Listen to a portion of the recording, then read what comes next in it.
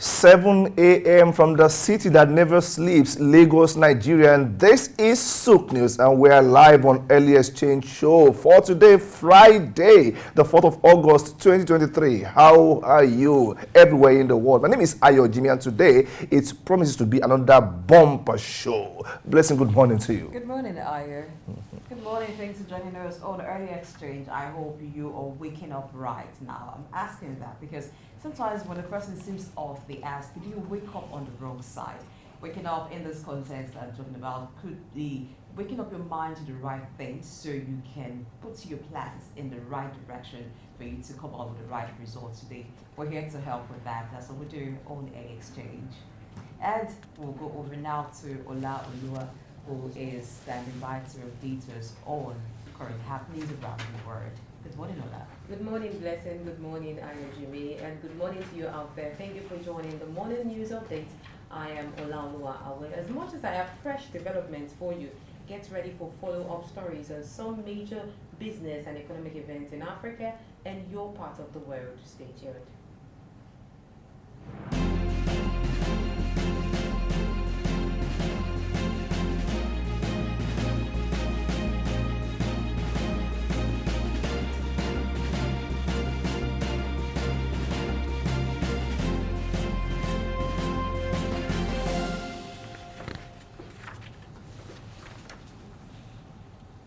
Welcome back to the morning news updates. Once again, I am Olaoluwa Awe. The Nigerian Labour Congress (NLC) has issued a fresh ultimatum threatening a nationwide strike from August 14, 2023 if the Federal Ministry of Justice does not withdraw the lawsuit filed against the organized labor. The decision was reached during the NLC's National Executive Council meeting held in Abuja yesterday, August 3, 2023. In a statement signed by the NLC's National President, Joe Ajaero, the union accused the Ministry of Justice and the National Industrial Court of acting as anti-democracy agents, despite previously agreeing to suspend protests following a meeting with the president. The NLC stands firm in its decision to proceed with a strike if the government fails to withdraw the lawsuit. During the NEC meeting, the NLC also affirmed its commitment to holding the government accountable and maintaining vigilance in overseeing governance. The union set a terminal date of August 19, 2023 for the resolution of issues surrounding the petroleum price hike based on assurances from the President and the National Assembly. The Nigerian Labour Congress has also confirmed the suspension of its planned strike following the intervention of President Bola Tinubu and the Senate. Meanwhile, the President General of the Trade Union Congress, TUC, Festus Osifo, said that President Bola Ahmed Tinubu has given his word that the Port Harcourt refinery will become operational at the end of the year.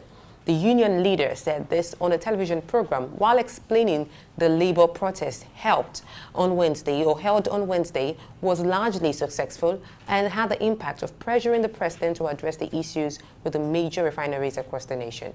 But this is not the first time assurances will be made on reviving refineries in Nigeria. 2 years ago, Minister of State for Petroleum in the Muhammadu Buhari administration, Timipro Silva, expressed confidence that the Port Harcourt refinery would be operational in 18 months, with plans to fix the Warri refinery and the Kaduna refinery to get all the staff to work. It appears that the promised improvements in the refineries have not been fully realized, and there is a call for accountability and action to resolve the long-standing issues and ensure that these refineries become functional as originally pledged. Away from that, the Lagos State Governor, Babajide Sanwo-Olu, has expressed deep sadness and vowed to conduct a thorough investigation into the tragic death of medical doctor Diaso, who lost her life due to a mechanical failure in the elevator at the doctor's quarters of the General Hospital, Odo, Lagos Island. He said the investigation will aim to uncover the cause of the mechanical failure that led to this tragedy with the ultimate goal of preventing such incidents in the future. Governor Sanwo-Olu described the incident as devastating and offered his heartfelt condolences to the family of the deceased. He emphasized his commitment to ensuring a transparent and fair investigation, free from any biases or favoritism. He extended his sympathies to the Medical Guild, the Nigerian Medical Association, and all doctors in Lagos State, acknowledging that losing a fellow healthcare professional is a tremendous loss for the entire medical fraternity. And the Nigerian airline Air Peace has reported that a passenger on one of its flights allegedly stole 1 million naira from another passenger's bag, but was apprehended. The incident occurred on board flight P47192 from Abuja to Port Harcourt on July 27. According to the airline spokesperson, during the flight, the suspect took a computer bag from the overhead cabin, then moved the stolen money to an empty seat at the back of the aircraft, placing the computer bag in another luggage compartment. Despite the proper disembarkation sequence announced by the crew, the suspect was one of the first few to disembark from the plane. However, he was eventually apprehended, and the money with other currencies in different denominations were found on the suspect. The airline said it handed the suspect over to the security operatives of the Federal Airport Authority of Nigeria, who were supposed to transfer him to the police for further investigation. Interestingly, the police has reportedly confirmed that the suspect has been released on bail. The chairperson of the Nigerian Women's Football League, Aisha Falode, has clarified that FIFA will still pay the prize money for the 2023 Women's World Cup through the country's Football Federation, NFF. This comes after FIFA's Secretary General Fatma Samora reportedly stated that the world governing body would send unpaid allowances directly to the players of the Nigerian women's football team, the Super Falcons, following their qualification to the second round of the tournament.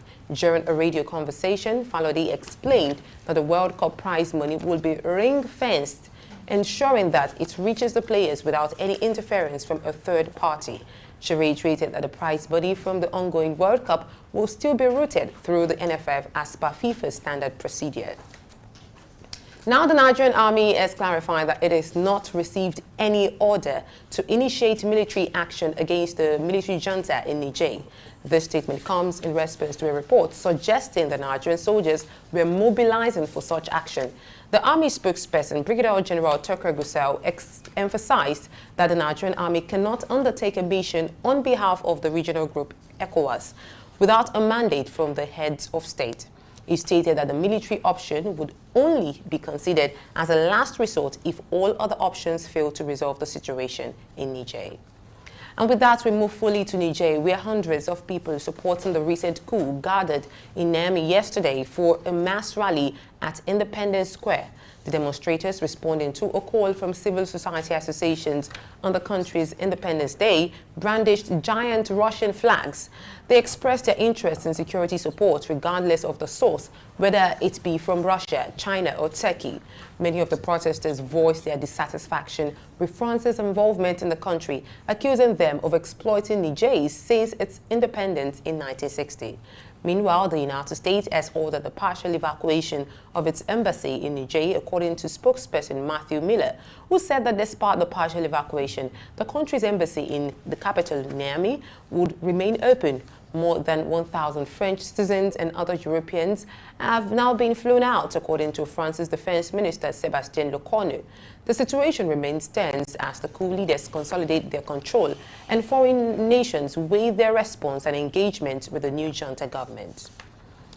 Away from Niger, the chairwoman of Somali Athletics Federation, Khadijo Aden Daher, has been suspended for nepotism after allowing a novice sprinter, one Nasra Abubakar Ali, to compete in an international sports competition, the World University Games in China, after she took almost twice as long as the winner to complete the 100 meters race.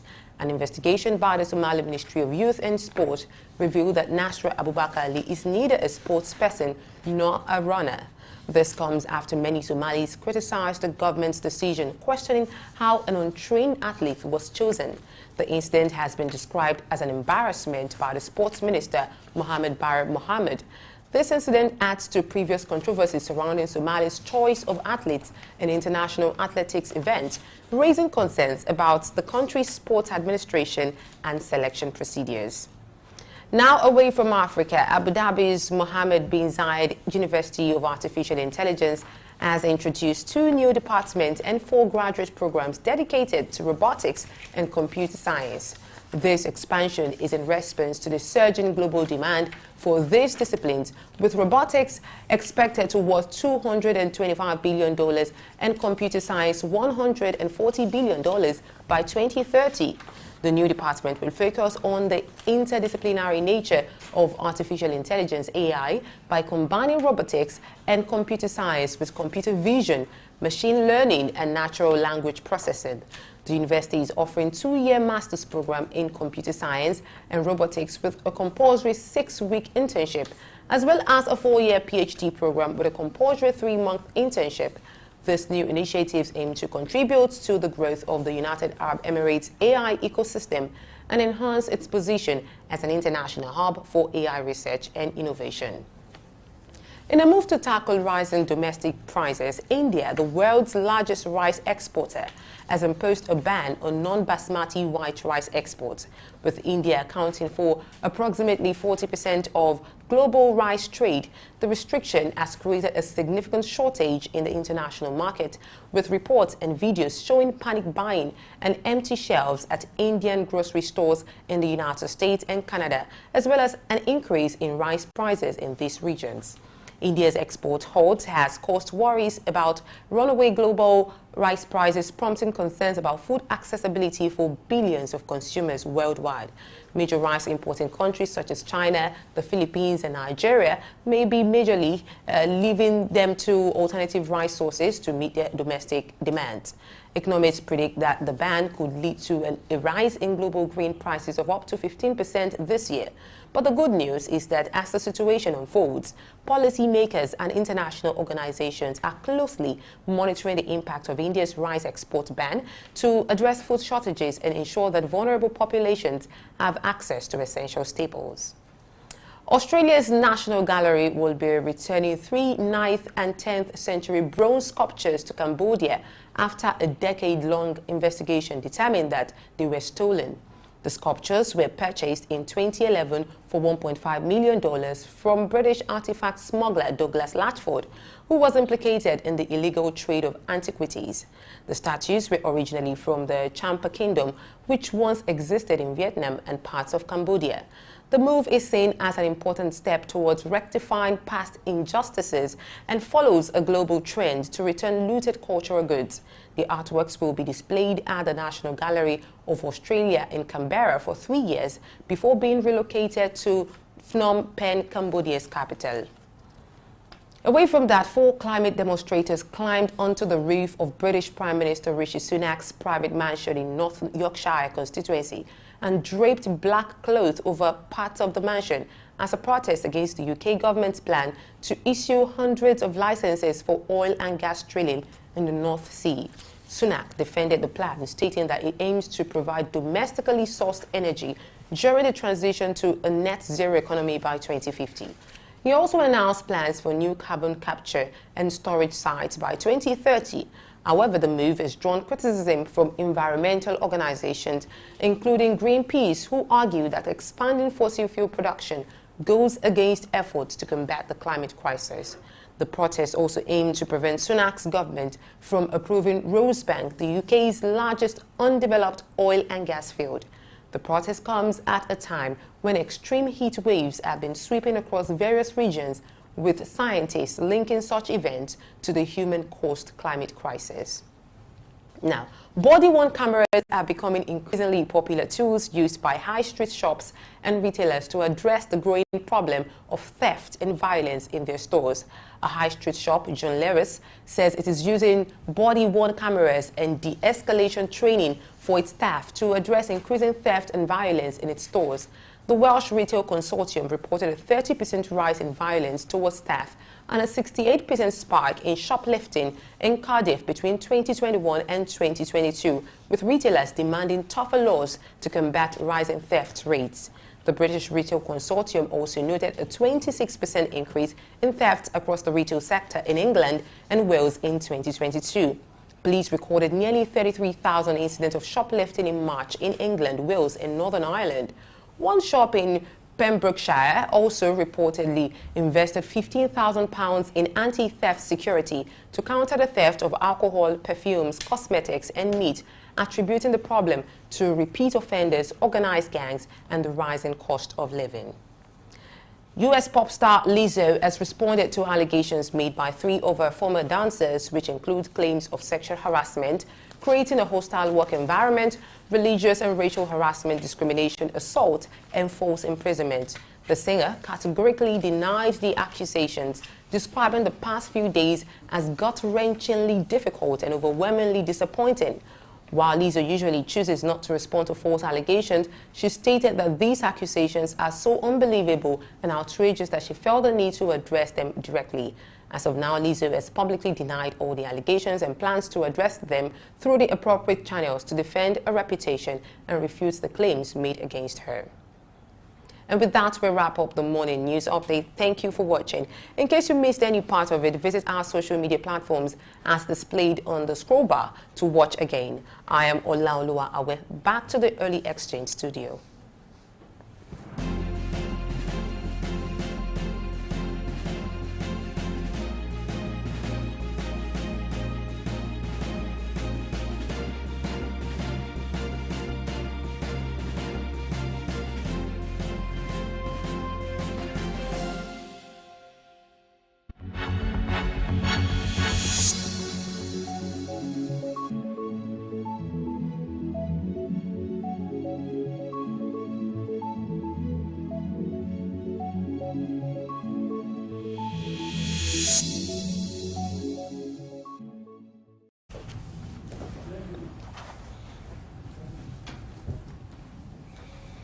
All right, thank you, Ola, for the news. It's time for us to look deeper into some of the stories that made the news. And one of them is Nigeria Labour Congress, NLC, issuing a fresh ultimatum threatening a nationwide strike from August 14, 2023. Now, one would have thought that issue of strike has been laid to rest, considering that the NLC called off the protest, which actually started and then had for just about a day. So after intervention, according to the NLC president by President Bola Tinubu and the Senate president as well, they suspended the strike and waited to actually see that government puts every plan that it has laid out as regards the cushioning arrangements for the removal of subsidy. But they say that because of the Ministry of Justice and the National Industrial Court acting, according to them, as anti-democracy agents because of a lawsuit filed against the organized labor. The decision was then reached by the NLC to start a fresh strike by the 14th of August. We have with us here in the studio the Director, African Development Studies Center, Director, Policy and Research, Dausa Osamaze, is here with Ayo and I. Good morning, sir. Good morning, Blessing. Ayo, good morning. And good morning, our esteemed viewers. It's a very good morning to you. Okay. The back and forth with the strike. When you go to a table of negotiation, it should be a win-win. That's what they're saying here. Yeah, we win some, you win some. We lose some, you lose some. Okay, we have called off the strike, talking about labor now. But then the lawsuit against organized labor, they're saying it should be removed. Otherwise, we go back to strike. It's unfortunate that we are living in this kind of an environment. Why will labor be afraid to go to court if the reason for the strike in the first place were genuine? Yes, we can mutually agree to see, okay, this is the issue, let's not go to court. Yeah, but you see, government also need to prove a point that, look, you don't just go to court or go on strike or protest at any just little disagreement. There are laws, there are procedures and provisions in our extant laws or even the global labor laws that determine why and how any union can go on strike.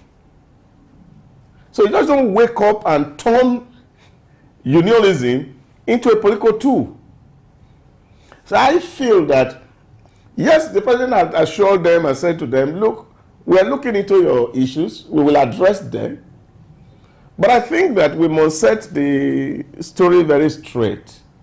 If you have a genuine case, then you must not be afraid to go to court. But shouldn't that have been withdrawn since there's been some form of intervention and Labour has decided to suspend the strike? Because it seemed like you're speaking from two sides of the mouth. When the government intervenes, appeals to Labour to shift the protest, and at the other hand, there's a lawsuit ongoing, or there's a lawsuit filed to prevent them from embarking on strike again. Is it just to prevent them from embarking on strike, or to say, is this strike legitimate even in the first place? That's a question. So, if there are disputes in society, that's why you have that third arm of government to adjudicate, to say whether things are right, because these were actions that were taken prior. Government has appealed to Labour not to go on strike the day before. But yes, on Monday they pulled out and they were on the street until probably the president called them and said, why are we doing this? So that negotiation is on. So if there's a case that is pending in court, you don't just expect the president to call the court and say, drop the case. And don't forget, we don't even have an attorney general in the first place because the minister has not been appointed. At least as at now. As at now. So if there are issues in court, Labour has their lawyers. They can go to court and argue this case to see if there was actually genuine reason why they should go to strike or not. Now, if the court adjudicates and says this is the issue, then of course status quo can remain. But if there is even, it will even work better for them. If there are violations to the labor law by the government that is actually necessitating this strike, and what if the court rules in their favor? So, pending the adjudication of the case, it then means that the 14th of August planned strike is imminent. Yeah, but, well, that will be determined eventually by the court, depending on how soon the court will sit. Okay. Away from the court issue, let's talk about one other part of the negotiation that they had with the president, because the President General of the Trade Union Congress, Festus Osifo, said that the President Bola Tinubu has promised that the Port Harcourt refinery will become operational by the end of the year. This should ordinarily be a news to be celebrated, but they are saying that, okay, this is not the first time a sitting president will make that promise. The last administration made the same promise. I mean, Buhari made the same promise, and it even gave an 18-month, window for the refinery to work. It still didn't work. So that kind of pronouncement and not living up to it has left question marks on this particular pronouncement. To what extent should we believe what the sitting president has said? That is the question. But we do believe that maybe it will work this time around, because let's not forget, while Buhari was there, subsidy was still in place, and we're still paying trillions of naira, which we have now gained in the last 2 months on subsidy. Now we have some funds to effect the operational rejigging of the refinery.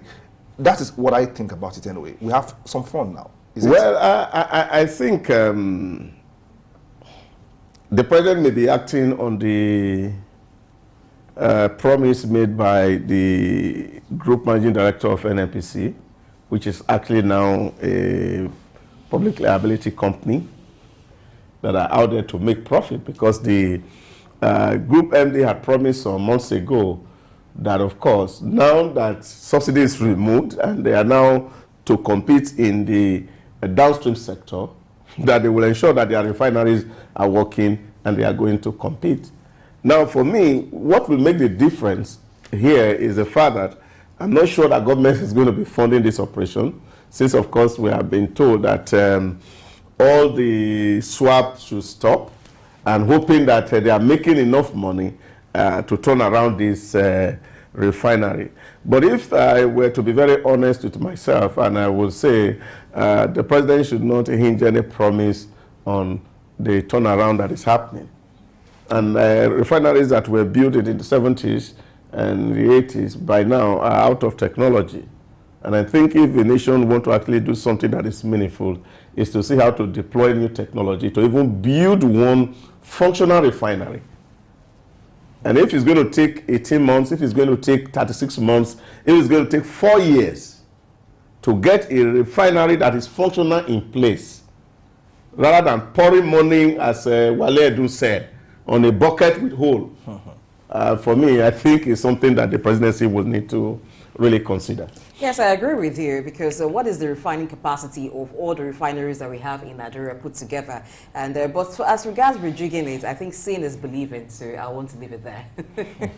And so let's move on to the issue of theft on board aircraft. Air Peace reported that a passenger on one of his flights allegedly stole 1 million naira from another passenger's bag, but he was apprehended. So when people go board a flight, usually they check in their luggage, but sometimes there are some small ones that you actually take in, and then but it would have been one would have assumed that, okay, with everybody on board aircraft, you have the hostesses and all of them, people also sometimes don't sleep depending on the duration of the flight, that he would have been scared to actually pull that, but thankfully, he was apprehended. But going forward, are there ways that things like this can be actually curtailed? Okay, let me allow you. Let me allow you.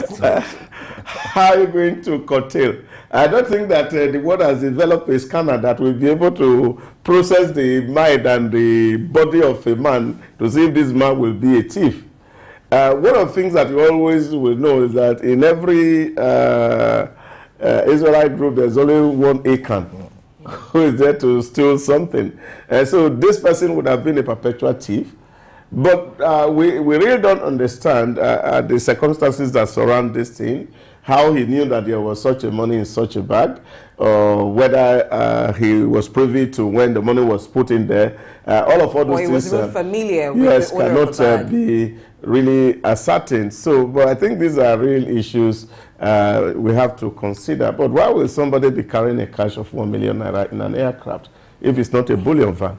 Okay. Well, that is even an issue. We live in a cash, All right. live in a cash society. No, we are talking about cashless society. That is it. Okay. That, of course, people should be able to. Why would somebody be carrying $1 million naira in or $1 million, whatever it is, whatever currency of that magnitude in a local flight? Well, that for me is something that one will need to really have to also establish. We may not be able to sit here and judge the appropriateness of somebody carrying 1 million. We have no idea for what purpose that has been done anyway. But for me, I think one of the good news is that it is the airline, or it was the airline that actually raised this. They caught the person, even though he had been told not to disembark. He had to follow the rule of disembarkment, and he was one of the very first people to do that. But then beyond that, when we talk about airline safety, it's often in terms of safe landing.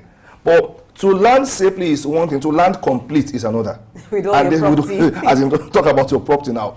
There have been cases of theft every time, and it was several times, where you check in your bag, and before you disembark, or when you get down, it has been, something has been removed. Cameras have gone missing, yes. Some other, maybe phones have gone missing. But it's good that airlines they are more vigilant now. They can just, like you said, there is no scanner that will scan your mind and say, hey, this man is a thief or something. What about the but you see, Blessing, what I was actually saying, of course, there's also law that the quantum of money that you can carry per time. One person can carry per time. Okay. Otherwise, it becomes money laundering. You see, we must understand that the place of law.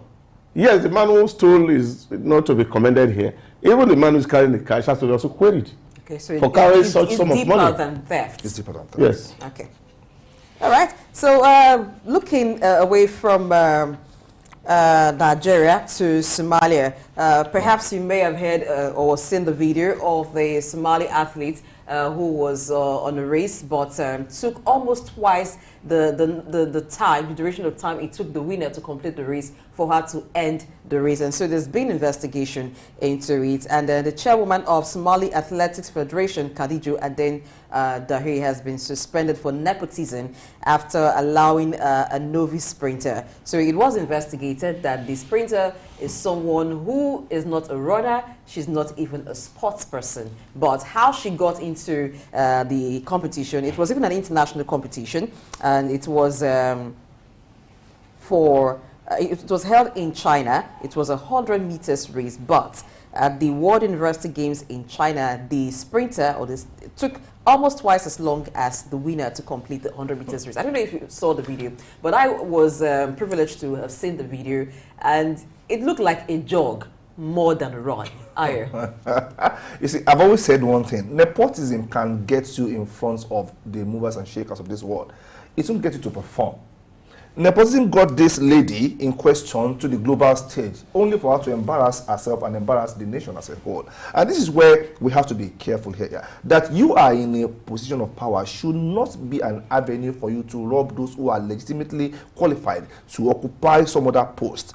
Yeah, you brought in someone who is neither a sprinter nor a sports person to a global show. To what purpose? Basically because of the allowances that will come to her, and probably, okay, maybe there will be spillover to you as the one who introduced her to that. Now you have issues of morality to contend with. Your national shame. You do this in some countries, you'll go to jail. Really. It helps her. You see, I was reading an article from Lee Kuan Yew this morning, and one of the things he said, if you give petty power to someone who can barely live on his salary, he will sure abuse that power. Definitely. Now, these are the real things that we have to really confront in the African space. Motivation for people wanting to do some certain things. But this will be subject to if we're talking, since of course there's an investigation going on, we have not really known the details of his case. Whether actually the athlete herself was actually an athlete, or why the raid began, he has suffered some measure of discomfort that will make her not to run well. You see, all these things has to be examined before we can actually come to a conclusion. We need to hear from the athlete. We also need to hear from the coach to see why will such person be actually taken to represent their country when he didn't have the capacity to do so. But said, just to add that the Somali Ministry of Sport did their investigation. Let me land this point first, so that I can look at it. It's to say that in Africa we have had these issues. Whether it's in the football, whether it's in the athletics, indoor games, that of course people bribe their way actually to get into competition. And some of the time, the people we actually feel they are really not the best, because we are not looking out for the best. You see, if you have the opportunity, even in our own movie industries, we see this happening, where actors had to bribe with something to be able to be pushed forward by somebody.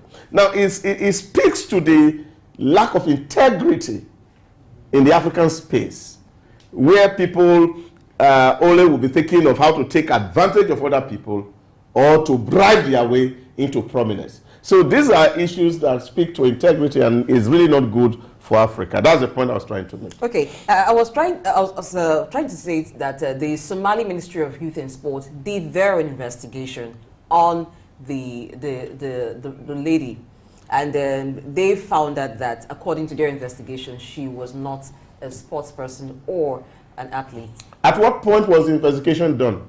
After. So if somebody is representing you in a tournament, is after the running that you are doing investigation, then something is wrong with the Ministry of Sports in Somalia. Because if a name, because I will assume that the nation knew that somebody was going to represent them, and they should know the identity of who is representing them in that tournament. True. Now, if it's after the race that you now discover that somebody is representing you and this person is not an athlete, something is even wrong with the ministry. And I think these are issues that we must have to also look face and say them squarely as they are. If a Nigerian, take for example, is a Nigerian, the Minister of Sports, okay, may not know, but there are certain people in the ministry who should know. Definitely. That this person is going to represent our nation, is going to carry our national flag. Why would they allow him to get to that place? Was the name substituted? Or are they saying, no, the lady in question has the right to choose anybody and just feed the person without letting the state know? Is it that the state does not sponsor that athletics? So these are issues that we need to actually find out. I think it speaks to systemic failure in sports administration in several parts of Africa. And little wonder we don't perform as good as we should in global competitions. And you see us doing well at the home front, but when it gets to the global stage, we begin to fumble and wobble. And every time, it's like there is no culture of accountability. We just believe we can put people, they just go for the sake of representation. Do whichever way you want, just come back home, we go back to the drawing table. Meanwhile, our drawing tables are occupied by friends, families who are not even qualified most times to get it. You said it. At what point was she allowed to go there? What was the vetting process? Because it wasn't just a one-day thing. You had delegates, names submitted, and they should do back checking, verify. It's not difficult to know if you are a registered sports person. You don't even need an investigation. Mention your name now. Put it on Google.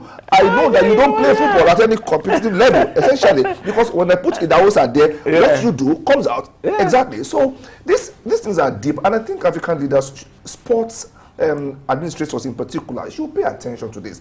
We don't just go there to wash our dirty linen outside. Yes, I am not saying there is any perfect society out there, but what nations do is push out their very best and ensure that the good outweighs the bad. So we can't label a people as bad because we have some few elements that are unscrupulous there. Things like this are what puts negative stamp or black stamp on the African continent as a whole, and it has to change. We have to be intentional about how we participate in sports and ensure that we, stick to global best practices. That's just my take on that. Yeah, I think you've said it all. They didn't do due diligence, the Ministry of Youth and Sports in Somalia. But if this has happened, I think it's a wake-up call for them to look deeper, not just in athletics, maybe into other kinds of sports and how athletes, how people qualify for them and how they compete in global competitions. It goes beyond sport, even in politics. You see, because it's a character of the African man to push the wrong person forward. Even in the choice of who run agency, who run ministry. This cronyism in Africa had to find a way to stop. If we must make our mark on the global map. Okay. All right, we hope that the people in the right authorities will actually do the right thing, putting round pegs in round holes. We've got a break, and when we return, we'll be looking at the power sector. For production to happen, power is needed. But what happens when the power sector is challenged?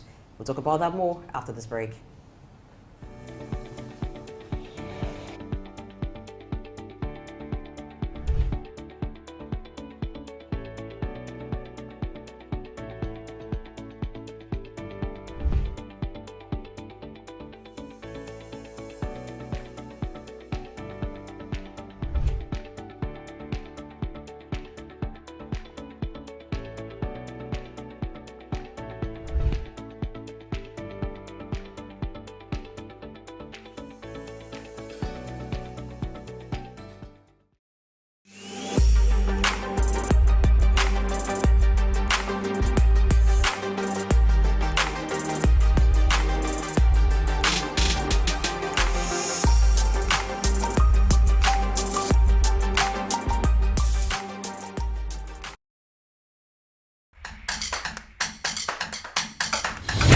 Nigeria is the largest economy in sub-Saharan Africa, but the problems in the power sector have limited its growth. Although it has the potential to generate 12,522 megawatts of electric power from existing plants, it is struggling to generate a meager 4,000 megawatts, far below what is needed to meet the energy requirements of a teeming population of over 200 million people.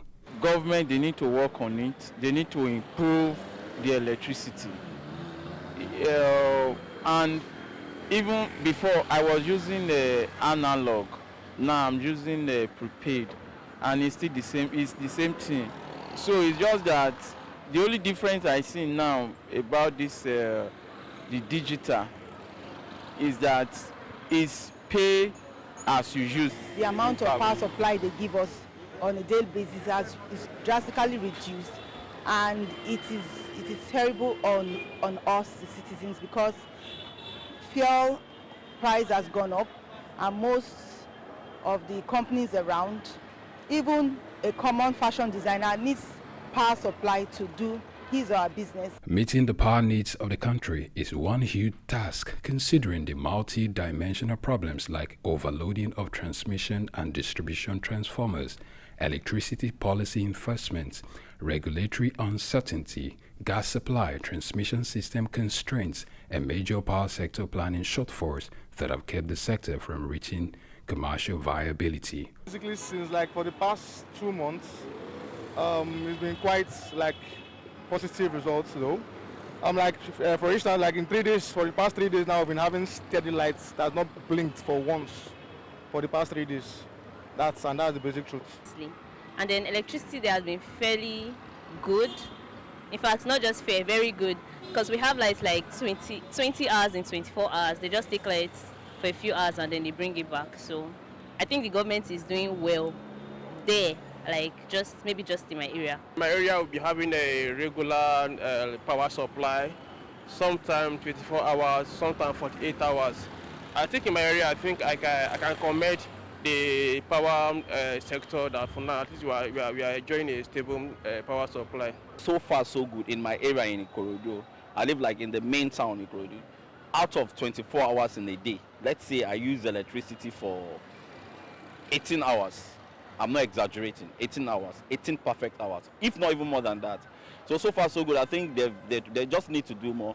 But the tariff is what is killing us because I use a prepaid meter. Meanwhile, recent developments in the sector seem to show a little change in the narrative. In the last 2 years in some parts of Nigeria, there has been a noticeable improvement in public power supply according to some residents within the sampled area, even as the Nigeria power market is expected to register a compound annual growth rate, CAGR, of approximately 13% during the forecast period from 2022 to 2027. Electricity in my area has been wonderful. I moved there 2 years ago, and since I moved there, it has been great. So we use lights like just as normal Nigerians use lights, because I know a lot of things are not normal in this country. So electricity in my area has been fantastic. Yes, I think if it's sustainable, I think it's quite commendable, as in even other areas too, outside Lagos State or within some area in Lagos State. If they can sustain it, I think it's something that can help the manufacturing sector and those who are into businesses that has to do with electricity. I think they should invest more.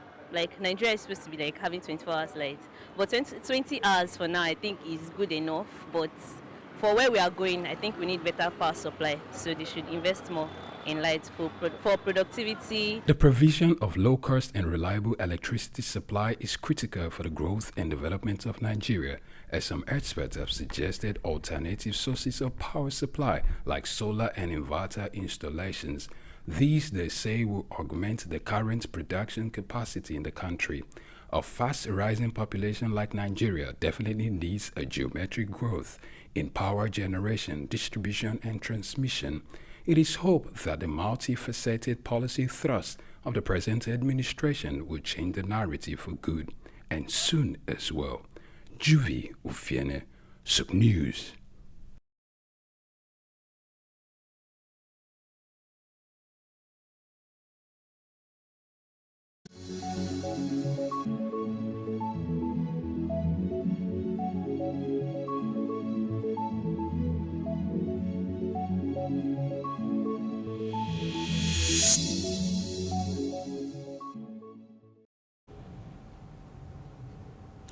For those who wonder if anything good can come out of Nazareth, now something good is coming out of Nigeria. It was, quite cheery to listen to Nigerians commending the power sector, having 18 hours of constant power supply, 20 hours out of 24. Of course, some would argue that it depends on where you stay in Nigeria. Let's not forget that the power sector has been privatized, essentially, and these people, those who distribute power, they are out to market and make profit. So if you are up to date with your payments, maybe you would have constant power supply. So while we say kudos, I would say we'll give kudos to those who are in charge of generation, distribution, and probably transmission for that noticeable improvement in the power sector. We do know that we still have quite a lot of challenges there. For instance, our generation capacity is still very low. In 2022, for instance, we were able to generate something around 5,000 megawatts of power per day. Meanwhile, at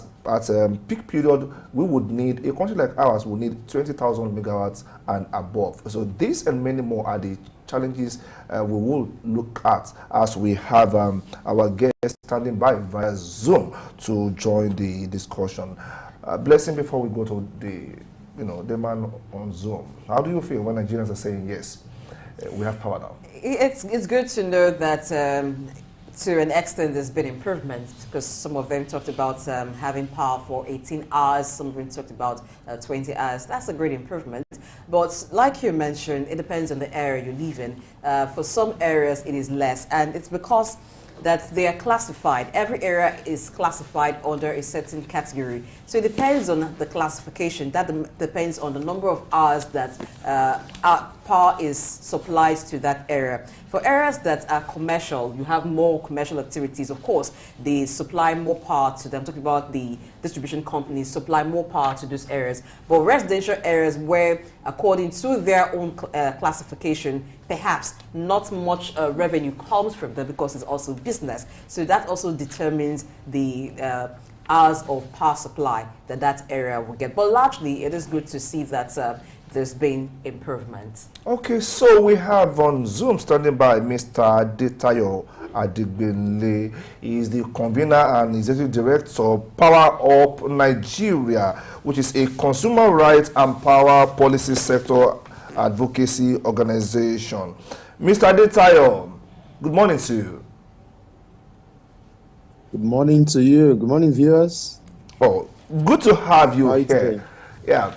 In that report, Nigerians, Lagosians to be specific, were commending the power sector for noticeable improvement, and this is actually cheery. But then, I want your take as a form of overview of the power sector in Nigeria. What wins have we recorded, and what more do we still need to do to make more wins? Let's start with that. An overview. That's an interesting question and angle to take it from. Yeah, talking about the wins, we say we are coming from a very deep negative position. So it is difficult for us to see the immediate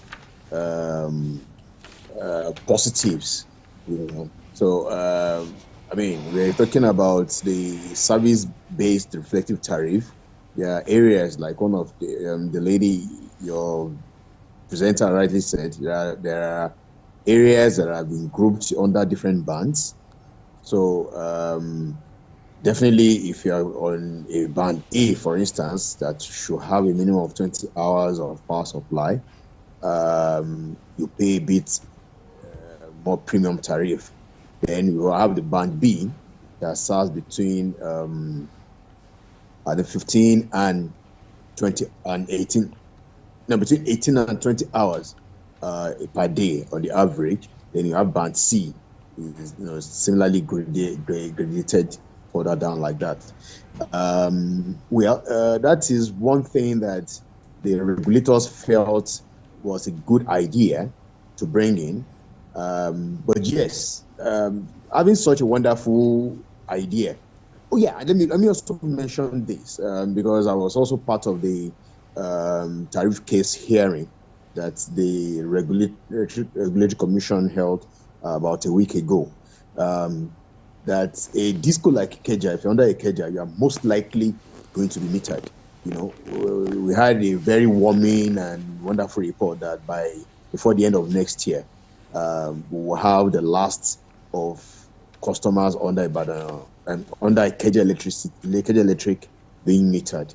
So, and that's no mean feat. It's a very great progress made by Ikeja Electric.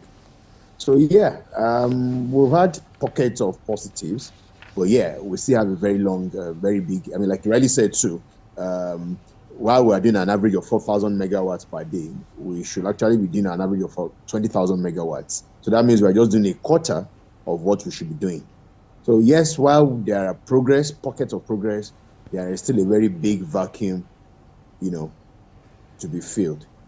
All right, let's look at transmission and distribution losses. Now, in 2022, it was reported that the transmission and distribution loss in Nigeria is estimated at 40%, meaning that for every 10 megawatts of electricity generated, only 6% gets to the consumer. Why do we have distribution and transmission and distribution losses? All right. Those that are familiar with this sector will understand what the ATC&C losses means. ATC&C is aggregated technical, commercial, and collection losses. I love to use this analogy to explain it. Imagine that you have, you have a water tanker that is taking water from Lagos to Ibadan. Just imagine that for a second. And while the water tanker is filled up in Lagos, it has some little leakages along the line. So by the time it drives from Lagos to Ibadan, those water that are leaking off, of course, the tap is not properly closed. The tanker itself is leaking here and there. By the time you get to Ibadan, if you leave Lagos with 100 liters of water, you are not going to be able to. It's not 100 liters of water that you get to Ibadan with you. Evaporation, leakages, or whatever reasons. Now, that is technical losses. You have to understand that. Then, by the time you go to commercial losses is maybe a house. Let me first of all finish technical. Now, with technical losses, that happens within the major transmission. So transmission is what moves it from Lagos to Ibadan. And within the distribution itself, by the time they send the truck from maybe Iwo Road to Bodija to LA, it's still leaking. So that is under transmission and distribution losses, technical losses.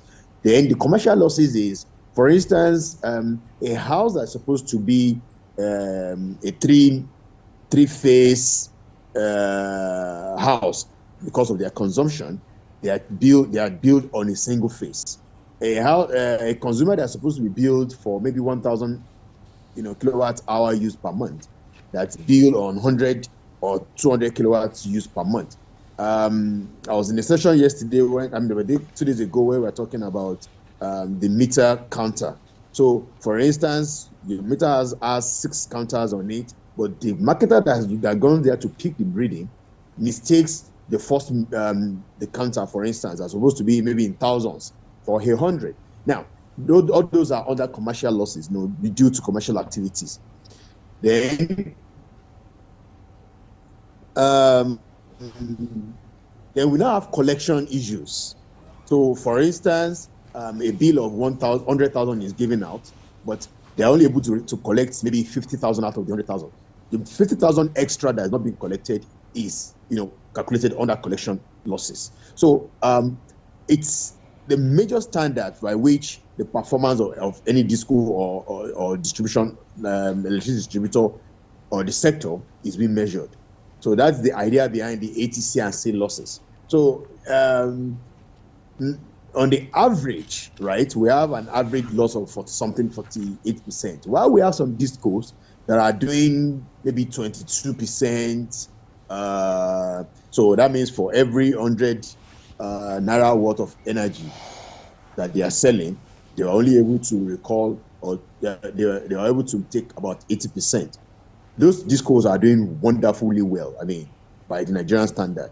We have other discos in the same sector that are doing about 75% losses, ATC&C losses, and the average, you have those that are doing 60, 54, 50, 48. So when you now bring the average together, that's when it comes about 46, 48% that we're talking about. So it also varies by location, by disco. So that's the idea behind the ATC&C losses. Okay. So it is not everything that GENCOs are able to invoice. So if the GENCO, for instance, generates 100 megawatts and they invoice 100 megawatts, there are technical losses along the way before it gets to the discos. And And of course, the discos too are involved in commercials. There are commercial losses and there are collection losses. That's what brings the aggregate to about 48% that we were talking about. All right, Mr. Detail, let's look at the revenue losses. We do know that discos also buy power from Gencos to distribute. And since we still have a lot of cases of meter bypass and other forms of revenue losses, yes, they have a quota to meet per quarter or per month. The practice, it is being reported, is that when they make the little they can make from those who don't bypass, the rest is passed down to unmetered houses in the form of estimated billing.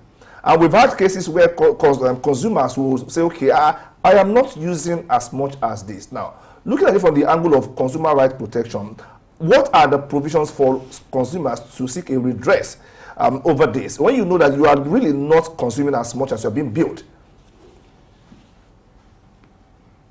All right, that's a very interesting question. And the only immediate and right answer to that, which is another thing that we've always been pushing for, is that all consumers should be metered. When you are metered, you can decide that your budget for the month is 5,000 naira. And once you've exhausted your 5,000 naira, you fold your arms. But then, you see, the interesting part of it is the issue of energy theft is also part of the issue that we have under commercial losses. Because what it means is that we have people that are consuming the energy that other people are paying for. So, for instance, if on your transformer, we call it DT,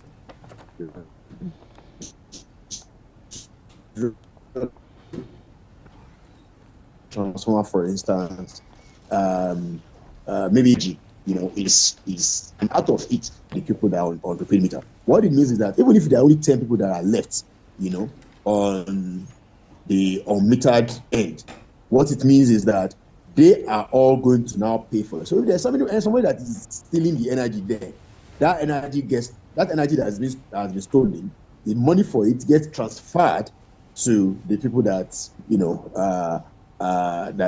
to the people that are unmetered. So from the consumer's end, one thing that is sure is if you know who those that are stealing energy is, most of the GSCOs have whistleblowing platforms where you can easily report such. In fact, some of them even offers you reward for making such reports. So that is one at the beginning of it. If you know anybody that is stealing energy, kindly report through the whistleblowing platform of your discos. The other end is this, which sometimes it is laborious, it can be long drawn, it can be worrying, is writing to the disco to challenge your bill if you're unmetered and you feel that you're not consuming as much as you are being billed for.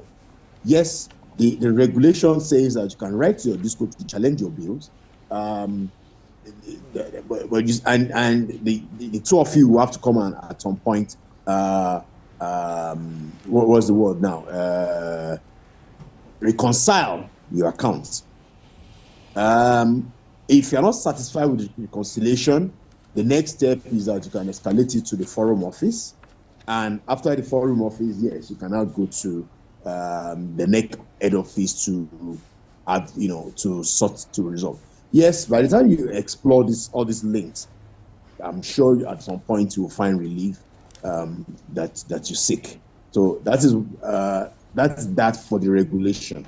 But what the biggest end, the biggest policy we have been pursuing is to ensure that every houses in Nigeria is metered, and that's why okay, good. On another thing, let me also mention this from the regulatory point of view, is that there's provision for consumers to buy their meters, through the meter asset provider regulation. So what that means is that if you've been given bills that you're not you can't reconcile, definitely you go to your disco apply for meter through the meter set provider. I think the present price about 63,500 thereabouts for a single phase, and a 111,000 for a 3-phase meter.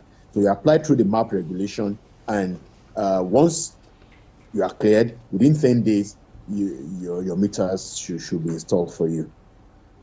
Okay, quickly, let's look at investment of discos in distribution. You mentioned that sometimes technical losses happen. Who's responsible for investing in the infrastructure? We've seen a lot of buck passing in that area, where sometimes the transmission companies accuse discos of wasting the power generated and supplied to them, while the disco, on the other hand, say it is not their responsibility to upgrade the structure. So whose responsibility is it to address the issue of technical losses? I don't think there will be any. I don't think there is any disco that will tell you that it's not their duty to upgrade their infrastructure. That's not true. And in fact, for those that are likely familiar with what is happening in the power sector, the costs of upgrading such infrastructure is part of the capex, that is approved by the regulators, and it's part of the cost of electricity that will pay as tariff. So I don't think there's any disco that will tell you that. On the other end is this, and I think I can tell you this one for free because I am privy to it. I'm involved at some point. I am sure that very soon we are going to have a situation where the regulators and the civil society, POP is one of them, is going to go around the country to go and reconcile some of these third-party investments in the disco network. So you have a faulty transformer. It's not a duty to repair such faulty transformers. You need a transformer. It's not your duty to provide those transformers. If your disco claims not to have the funds for it, it is also your duty to ensure that if you want to, because a lot of us don't want to, we want one light, so communities will bring money together, buy transformers and install it. But it is not the duty of consumers to do this.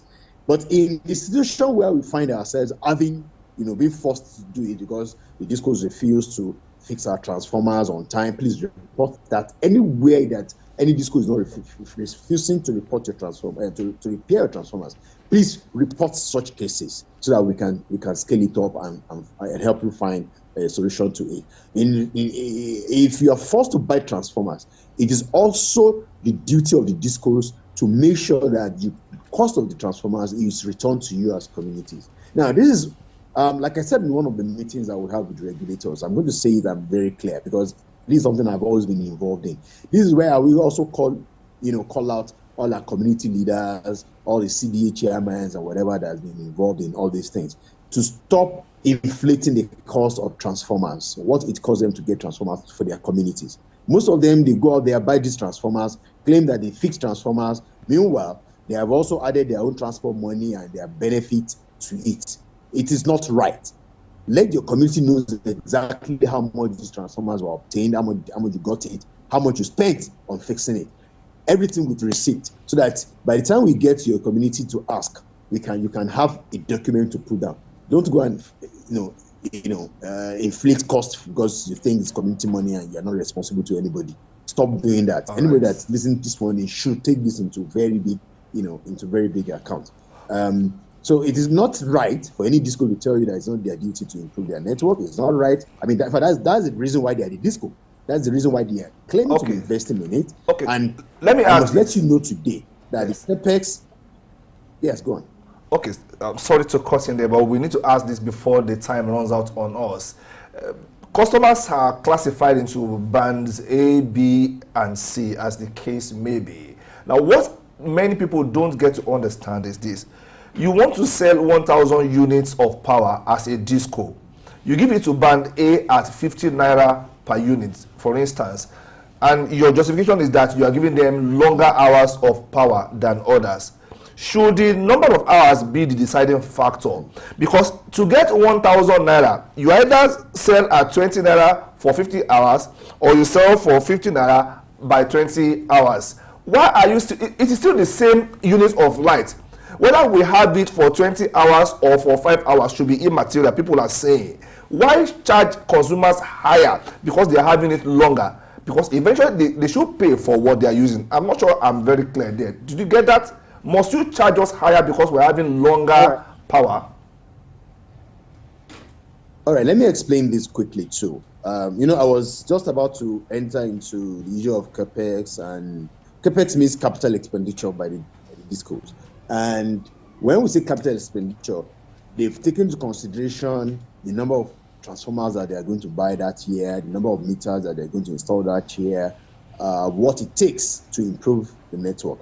And let me also say this, that while my organization was one of those that actually kicked against the idea of the service-based reflective tariff, service-based tariff, the idea behind the banding, is that there are areas that are easily more reachable, more serviceable than others.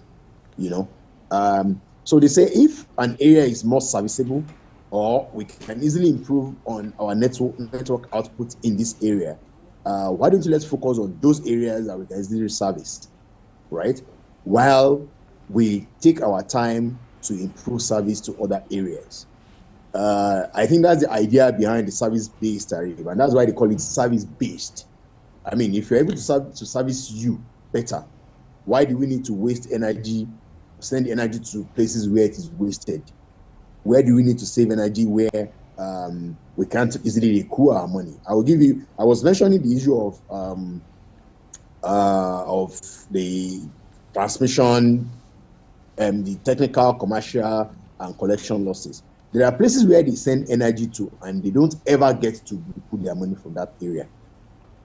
Okay. So what do?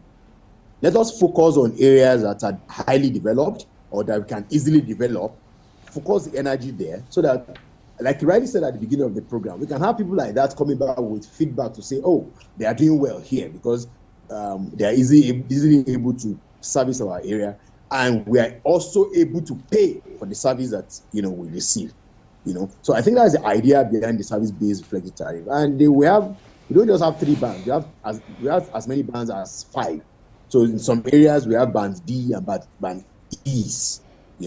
So the question there is, how sustainable is it? And again, the question that we also have been asking is, the bands that were segregated by feeder as far back as September 2020, how many bands, has there been improvements in other bands since then? Or is just those bands that have been fixed? And let me also say this, if you are supposed to be on a band A, which is the minimum of 20 hours of power supply in a day, but you're not receiving it, NEC has also put out the regulation that you can seek for a redress. So, I mean, they can retroactively move you back to the normal band that you are. Any excess money that you have paid can now, be taken back in energy. So, all right, quickly, I want to ask you 2 questions. So, Nigeria recently cut power supply to Niger due to the military takeover there. Does that in any way affect power availability in Nigeria? By that I mean, does that mean there'll be more power to distribute now? And then secondly, how can we upscale power generation in Nigeria?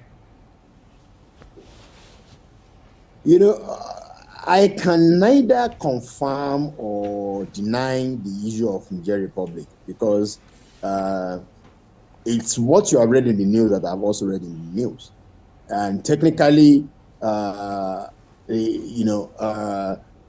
is no official communication to that effect. So we can't really say particularly. The other end I can say is that the farm that generates power that goes to the Niger Republic is a private farm, and they have a bilateral contract between that company and the Niger Republic. So I cannot confirm or deny that report. because there's no official line of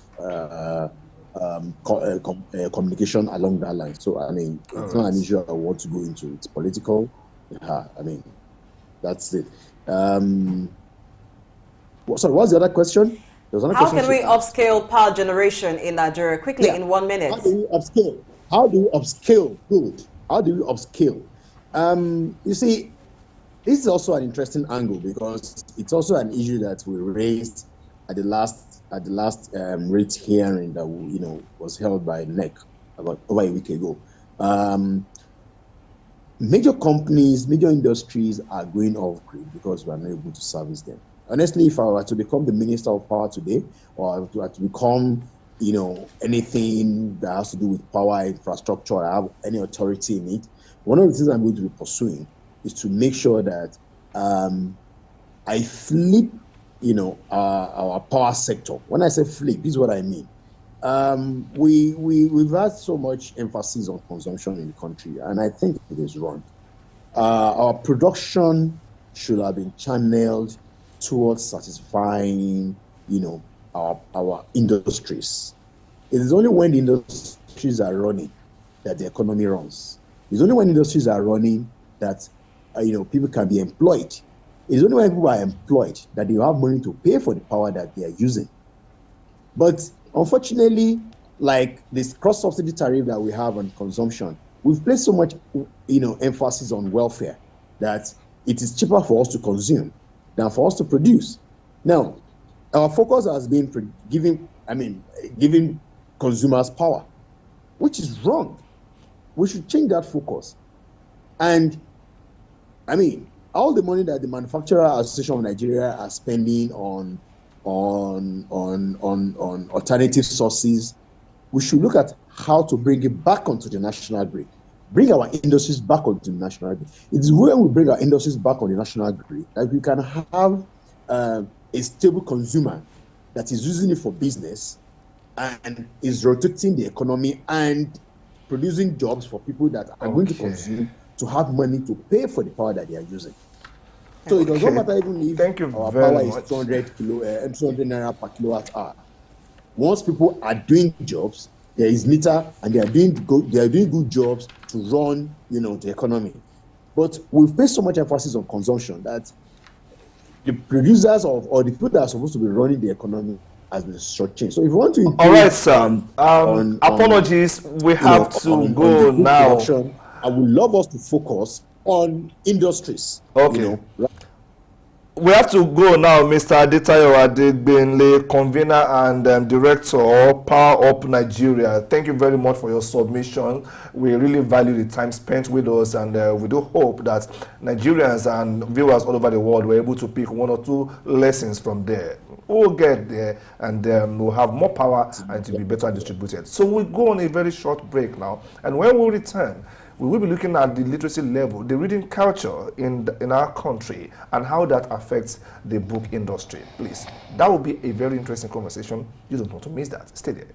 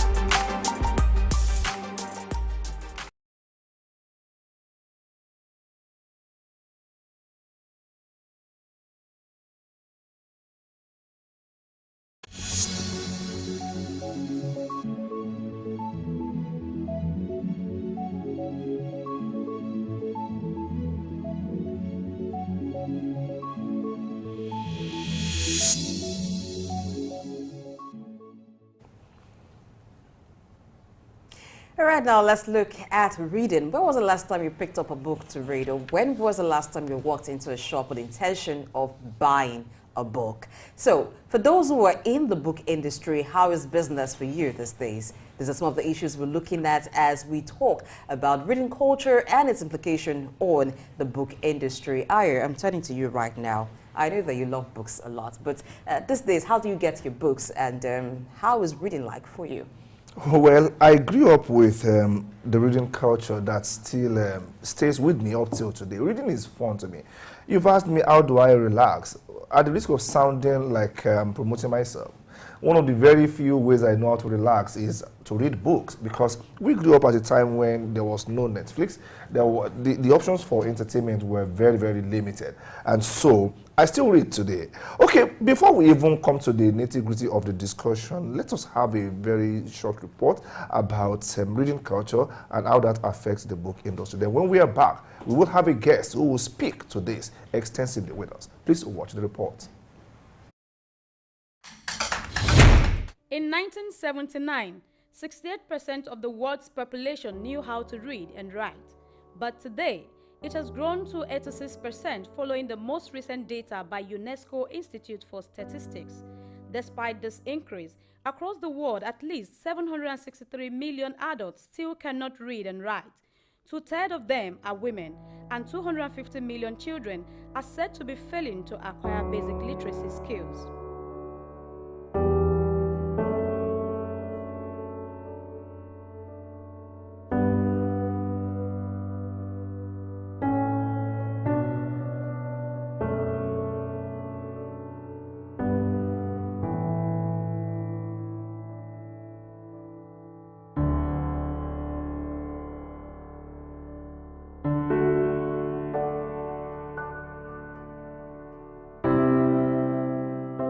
The outbreak of COVID-19 pandemic further worsened the situation as it caused disruption to education system and changed the reading pattern of most readers, even when 617 million children and teenagers had not reached minimum reading levels as at then. What has happened to the reading culture in our climate? Opinions differ. Reading book is very, very important towards the economy, because once people grab something from the book, they will be able to implement it. They will be able to, the idea they got from the book, they can use it. If it is like this economic something, once they get something from it, an idea from the book, they can use it to develop the economy. I developed a different habit towards reading everyday life books, and I would say I enjoy it so much. Now, if you ask me in terms of my finances on books, I think every day my expenditure or expenses in the area of books increases as my passion increases, with the habit of reading, you understand. And the impact of book on my life actually and my money. In fact, the truth is that the more you spend on book, I realize, the more money you make. If you are increasing your knowledge, you increase your purse also. The decline noticed in reading is said to be attributable to the rising popularity of digital media and entertainment. Digital natives prefer to listen to books online. I think I have more of ebooks than physical books. So for that, I think bookstores will have less customer if everybody are like me. And for online retailers, I think it will affect them too, because most of the books online are free, and even if they sell it, someone download it, the person can share it. So it affects those online than the bookstore. Both are quite relevant, especially in this time. There is a feeling when you flip physical books, it's as if there is a spirit behind it. But for ebooks and audiobooks, it's easier. You can read while you are moving. You can read in the bus, in the car. When you, at least it's something, it's like an hybrid thing. You can do two things at the same time. And you can, instead of listening to music, you can listen to books. So that what makes audio or ebooks a good alternative as well. As reading culture tilts towards online, affecting traditional reading styles and physical bookstores, there are other factors perceived to be contributing to a number of challenges leading to the decline in reading. It has, because ebook is like most students now want their books on phone, on laptops, on this technology has changed that. In our days, you carry all the books that is needed. Your bag to school is heavy, but nowadays the world is becoming lazier with the internet, so ebook is seriously affecting the sales of books. Nevertheless, the advent of online media has also created new opportunities for authors and publishers as they can now reach a wider audience through ebooks and other digital formats. It actually benefits the whole world because, for instance, how do I know how William Shakespeare thinks, or even them that's going to history. Elon Musk also, you want to read about them, you want to know how successful people make it. This is the only way you can get. You can't have access to interview them. Like what you are doing now, you can't hear from Elon Musk. You can only read what he has written or what has been written about him. So beyond just the business itself, I think it's very valid that one should read, study to know what's happening around. So if you are now within the book chain where you now provide access to such books, I think you are in a good way. A poor reading culture has negative consequences and could affect the productivity of a society. A collective effort by individuals, organizations, and governments to create awareness can help revive the dying reading culture. Grace Komolafe, Souq News.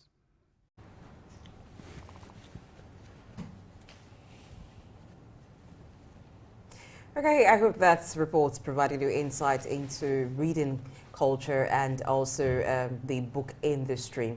Now to talk about this, we have Mrs. Shafe Marriott, who has so many feathers, but we're going to pick one for the purpose of this discourse today. She's taught in better schools in the UK as well as in Nigeria, and she specializes in the teaching of systematic synthetic phonics and early reading. Now, before we bring her in, I was asking Ayo how much he reads and how he accesses his book. You didn't tell me where you get your books from, because we've seen from that report that some persons now turn online to shop for their books or to just download books. But how do you get yours? Do you still walk into the bookstore to look for the one to buy? Well, I think I'm enjoying the best of both worlds. I still read a lot of physical books, hard copies and what have you. And of course, I have a lot of online books, e-copies, e-versions, PDFs. And does that answer your question? It does. Okay, let's go to Mrs. Marriott, who is standing by via Zoom. Good morning, ma. Hello, good morning. Good morning. Good morning. Oh, good to have you on the show. Let's start this way.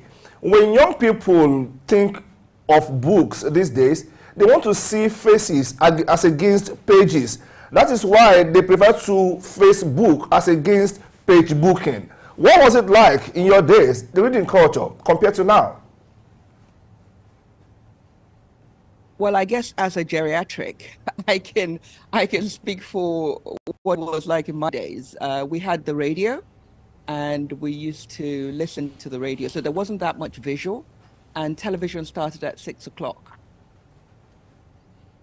And maybe goes off at 9 o'clock. So whether you liked it or not, you had to use other senses. You had to either read a book or listen to the radio. And if anybody remembers Radio Fusion in Nigeria, we had a lot of radio books. So yeah, there was more audio and more actual physical books than online or watching television. So generally, what influences the reading culture of any society? Sorry, can you say that again, please? What influences the reading culture of any society? I think in that instance, if you're talking contemporary, Nigeria is not that much different. What influences the reading culture? I hate to say this, but what you see in your house makes a big difference. If you're at home and there's no books, of course the child is not necessarily going to read. If you don't read, to your children, or they don't see you even picking up a newspaper, children tend to mirror what they see. So the reading culture has to do a lot of what goes on in your house. And then government can put up policies. I remember during the Goodluck Jonathan time, there was a campaign to bring back reading, bring back the book. I don't know if anybody remembers that. There was a national reading campaign. The then president, Goodluck Jonathan, was the face of that campaign.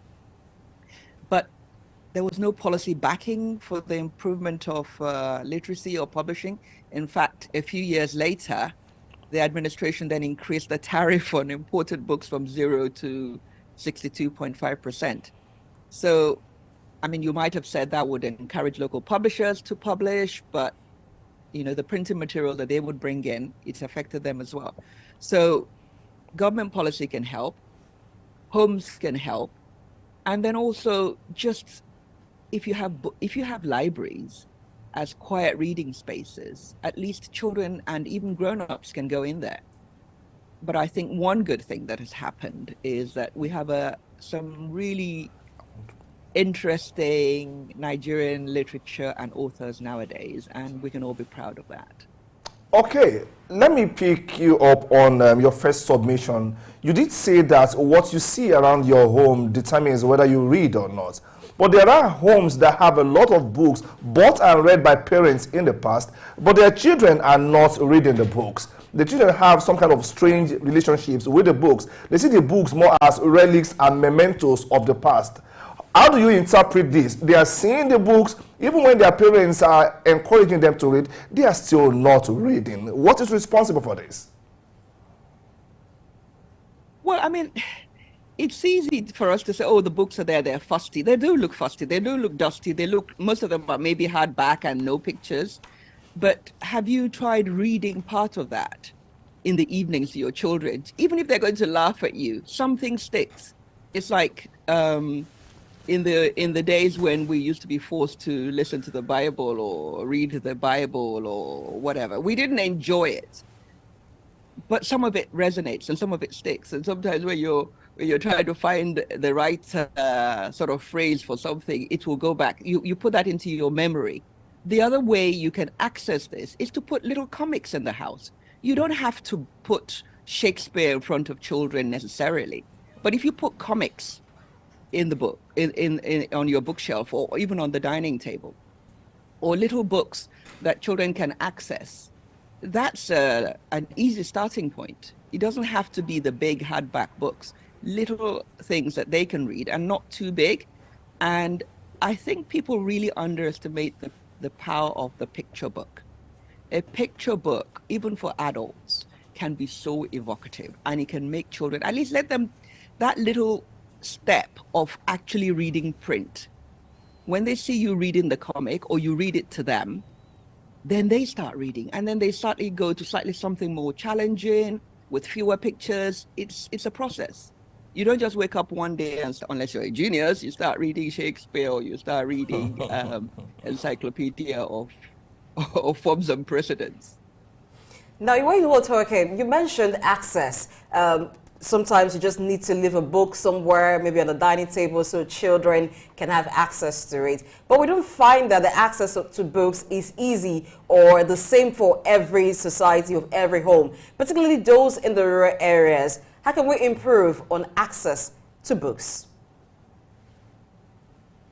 I think some of these things have to be actually government policy. There's no two ways about it. And also NGOs, and supportive societies and local governments. We do have a very rich oral tradition in Nigeria. We're very lucky to have that. We used to have Tales by Moonlight. That is a way for young people to start listening to stories, and stories would then, graduate to them reading. But they do need help. They do need to have print. They do need to have access to that. And I know that in Lagos State, at least, they started things like putting books on tablets for teachers.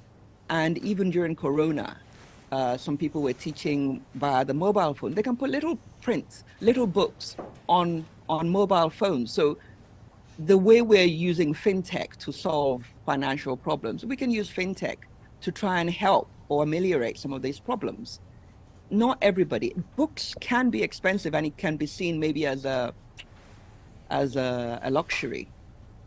But the cost of not reading later on in life is a very expensive one to the society, I think, one that we can't afford. Okay, you alluded to the use of technology to promote reading culture, the same way we use fintech to promote financial inclusion. We're talking about literacy inclusion now, if there's any phrase like that. But what about the preferences we can make it of up. readers? Even if there isn't, you and I can make it up.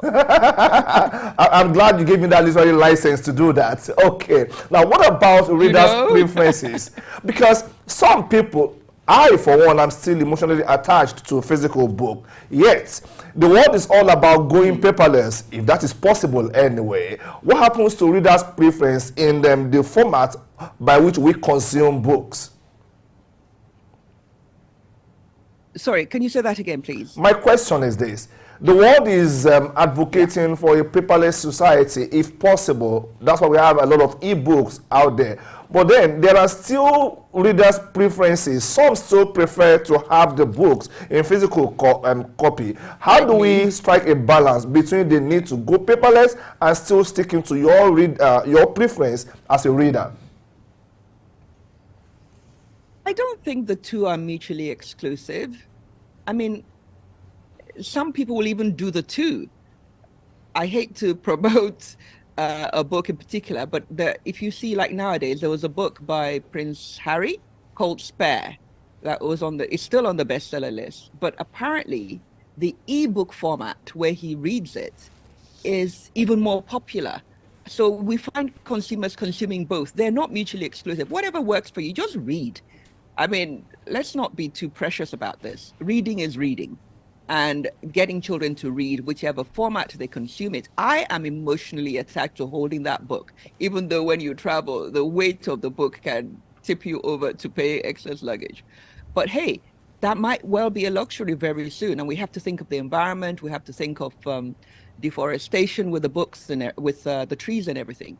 So if it works for you to go with the hard book, a hard copy, please do so. But hey, I'm not proud. I'll take ebooks if that's what I can get. I just want people to read. Oh. I'm not particularly precious about how they do it. Okay. Getting to read is a way to develop yourself. That's the benefit for the reader. What about the publisher? And especially in these days where we see that there's been an involvement in the culture of reading. Some persons are getting ebooks, some persons still go to the bookshop. So how does this impact the publishers or the authors of books?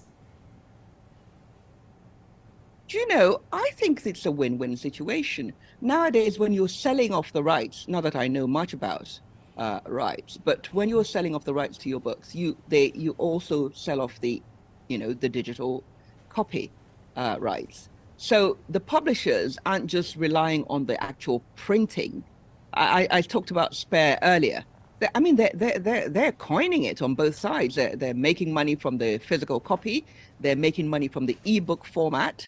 They're making money from every format you can get. So for the publishers, I'm not crying for them that much. I'm thinking of the old writers who probably didn't get the money they should have got from all these different avenues.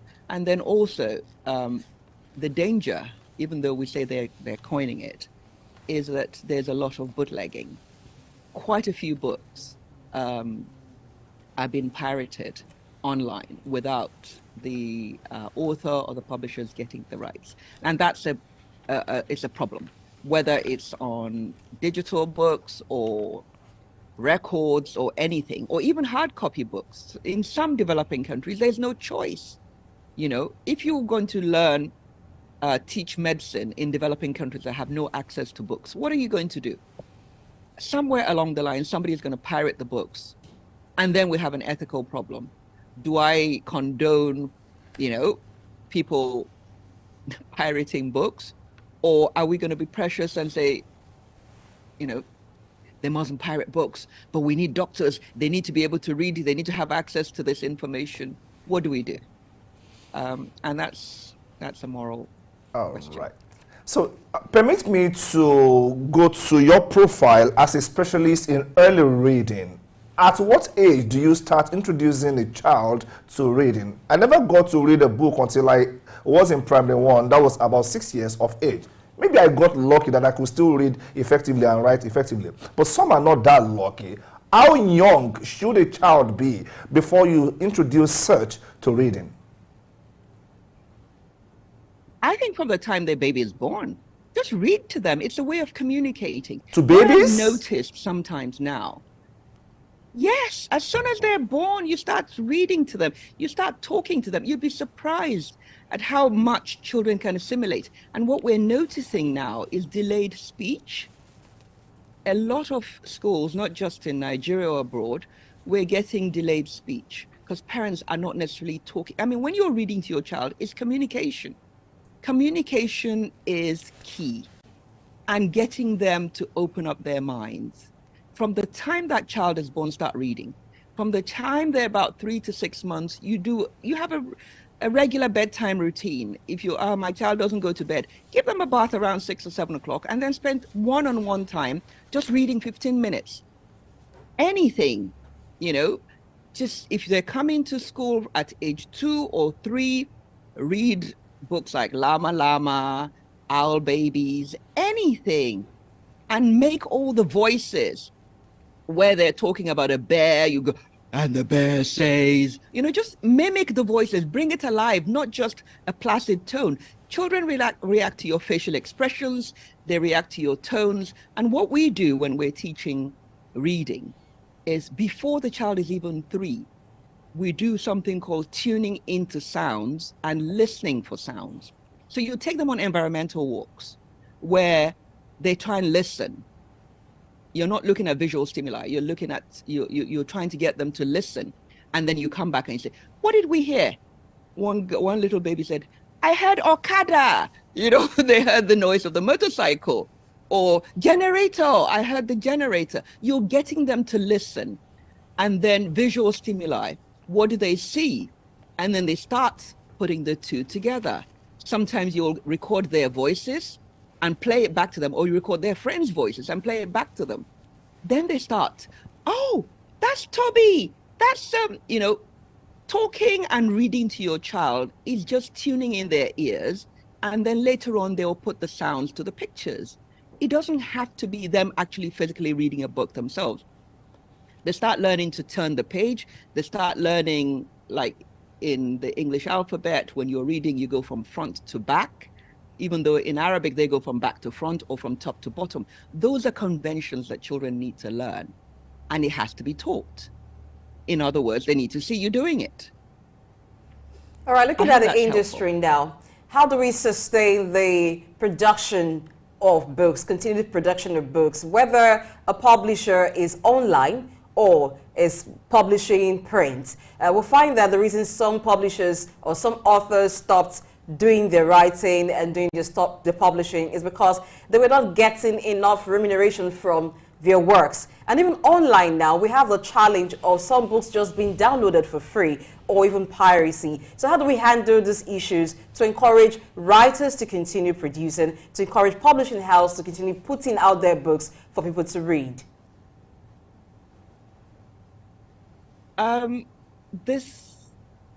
This has so many strands to it. The first thing is write books that people want to read. I'm sorry. If people don't want to read it, then you're on a losing wicket anyway. So you write books. I mean, there's a book recently that one of the few books that actually started by being printed in Nigeria and became popular in Nigeria. Most of the books like Chimamanda and all this, they were printed abroad and then they came to Nigeria. This book called, I think it was Most Men in Nigeria Are Mad or something like that. That was printed locally and then it became popular. So you start with that. Get something people want to read. It doesn't have to be sensationalism. It can be motivational. And I know, look, whatever you say, Christian books and religious books do sell. Then you get to the question of piracy. And that is not unique to Nigeria. It's everywhere. we have to work on the laws. We have to make actual printing profitable. So that means lowering the tariffs, because I know that I mentioned earlier about government putting a 62.5% tariff on books, importation of books, and also local publishers who struggle. Sometimes they print abroad. So when they clear copies from the book, from the ports, by the time they sell it in Nigeria, nobody can afford it. So how are they going to make the money? There's punitive tax affecting printing material, much of which is imported. The other thing also is we have to move away from thinking just physical books are the be all and end all. We have to look at different income streams for authors and from publishers, because as musicians now are realizing that, hey, I make more money from live shows and from downloads on YouTube. Authors are doing the same thing. I've read quite a few books because I've been lazy. I just listen to it on YouTube, and you get the author introducing it. For every viewing or every time somebody plays that book, they get paid. You've got Audible. So there are lots of income streams now. So whilst there's a huge challenge of piracy and people actually making money from it, there are lots of opportunities. We just have to be a bit more creative. And if this is what you really want to do, then go for it. Okay, let's look at. I hope I didn't condone plagiarism there. Not really. Okay, now let's look at the quality of the writing itself, because you did mention earlier that writers should write what people love to read. Now, how would you judge the quality of writing these days? I read a lot of African writers series back then, and they were books that shaped my view and my perception of life up till today. They actually stimulated my interest. But the kind of writing we get now, especially at the primary level, where you see one author having 20 titles to himself, and each title, unfortunately, is probably 15 pages long. And I begin to wonder, what has happened to the quality of writing? Are we still getting it right, or something is wrong fundamentally? I think it's, I'm saying what I said before. This is not unique to our country. Attention spans are shorter. I find my attention span is shorter. Twitter has ruined my brain, I think, because I'm reading in short bursts. And abroad too, you don't get people writing Shakespeare nowadays because they just won't get the audience for it. So you have to find an entry point, but people are reading, but their tastes change. Now, if some people say that if you're a real writer, if you're really passionate, you write what you want to write, fine. It's like singing and backing the audience. It's your call. You can be self-indulgent and do whatever you want. But if you want to get books read, you have to find a way. Now, people are doing, they're serializing their books. Like you said, they have 15 pages. 15 pages could be, try and getting people to be hooked onto the book. And then the next chapter, and then you're waiting for the next chapter, and then you're waiting. This is how Dickens wrote in those days. He didn't just write a book. He didn't just write A Tale of Two Cities or Oliver Twist just like that. He was serializing them because the same problems of old England, where not many people had money, the money actually came from newspapers serializing his books. That's how he got paid.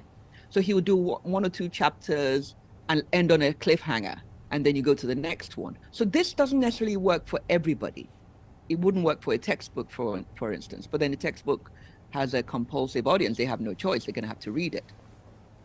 So find your audience, find your voice, and find what resonates. And people hopefully will buy it. Talking about finding the audience, we discovered that the international writers or the foreign writers have found a great audience in the Nigerian markets, where you have a lot of books imported, because you also mentioned that the government had to raise tariff on imported books. What happened to our local writers getting a huge size of the markets, particularly for educational books?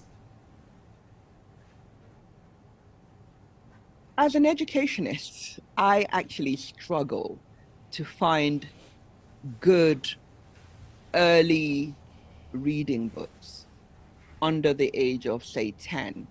I love Chimamanda. I love all the new ones, but not necessarily good for children under the age of 10. I remember in those days we used to read Chike and the River. We had some really good books. L'Enfant Noir, African Child. Your colleague was speaking about books that shaped his life, the African Writer series. Even Amos Tutuola with the, broken English. That was seminal. And we even had Yoruba books by Fagunwa, Those were really, really important books that spoke to what we knew our culture. Maybe our children have changed and maybe those books don't necessarily resonate so much, although those are classics. Local writers now, if you look carefully, they're getting published abroad first, like I mentioned earlier, before the books are brought in. And the lady that I mentioned about most men in Nigeria, nearly all made in Damilare Kuku's nearly all made in Lagos are mad. She was one of the first that was published here. But publishers here like Kachifo, they have to still import printed materials. So whether it's a duty on the books themselves, because some of them publish at the print abroad and bring them back in which case they're going to pay the duty, or they bring the printed materials here and then print. They have NEPA problems, they have distribution, they have all sorts of challenges. So it might even be cheaper for them to print abroad. So there are lots of triple whammies, double whammy, triple whammy, all sorts of issues. So it's cheaper to print abroad sometimes and then bring it here. Our local authors are finding audience. Frankly, if I was an author, I don't care where it's printed as long as I'm read. As there was a poem saying his sins were scarlet, but his books were red. I think we should just be grateful that Nigerian authors are being published. If people find them, then hopefully they'll come back here and maybe they'll be subsidized. If government would allow a subsidy on books, I would advocate for that. And yeah, I'd be very happy. All right. On a very last note from me, let's talk to you as an educationist. I do give one credit to teachers who teach at that low level. When I say low, at that very early stage, to get a child to start reading properly is a really big task, and I give it to the teachers. But what would you recommend for educationists to do to help us promote reading culture? They've got some things right, but I want to believe that they still have a lot of offerings to make. What would you say to educationists? Hey, let's come together and do this to promote reading culture and probably shape the future better for our children. I think we are doing a lot. I mean, Nigerian schools, I hate to say, to bob people's bubbles, abroad isn't all it's cracked up to be. For primary education, our kids are not doing badly. What I notice, and this is something I've seen everywhere else, is there's something called a simple view of reading. Decoding is not the same as reading. You can decode, that means you're reading the text, but are you actually understanding what you're reading? So the reading has to go with the understanding. So if you draw a matrix, once they're in a matrix of four spots. One is good decoding, poor understanding, good understanding, poor decoding. The next one is good understanding. What we want is good understanding and good decoding. So we need to work on comprehension. And I'm seeing this everywhere. Children who don't come in with that level of understanding of what they're reading, not doing well in GCSEs or O-levels or WAEC for English, because you have to understand to be able to answer questions. And maths is the same thing. Maths is moving away from arithmetic to reasoning. Computers are going to do all the work for us later, but you have to be able to understand the underlying question that they are asking you, not just literally 2 times 2. You won't see that because, the calculator will do that for you. So if you have problem questions in maths, if you can't read well and understand, you're going to struggle. It's like you ask somebody, where are you? and they say, I'm coming. They heard you, but I'm not sure they're actually answering the question you asked.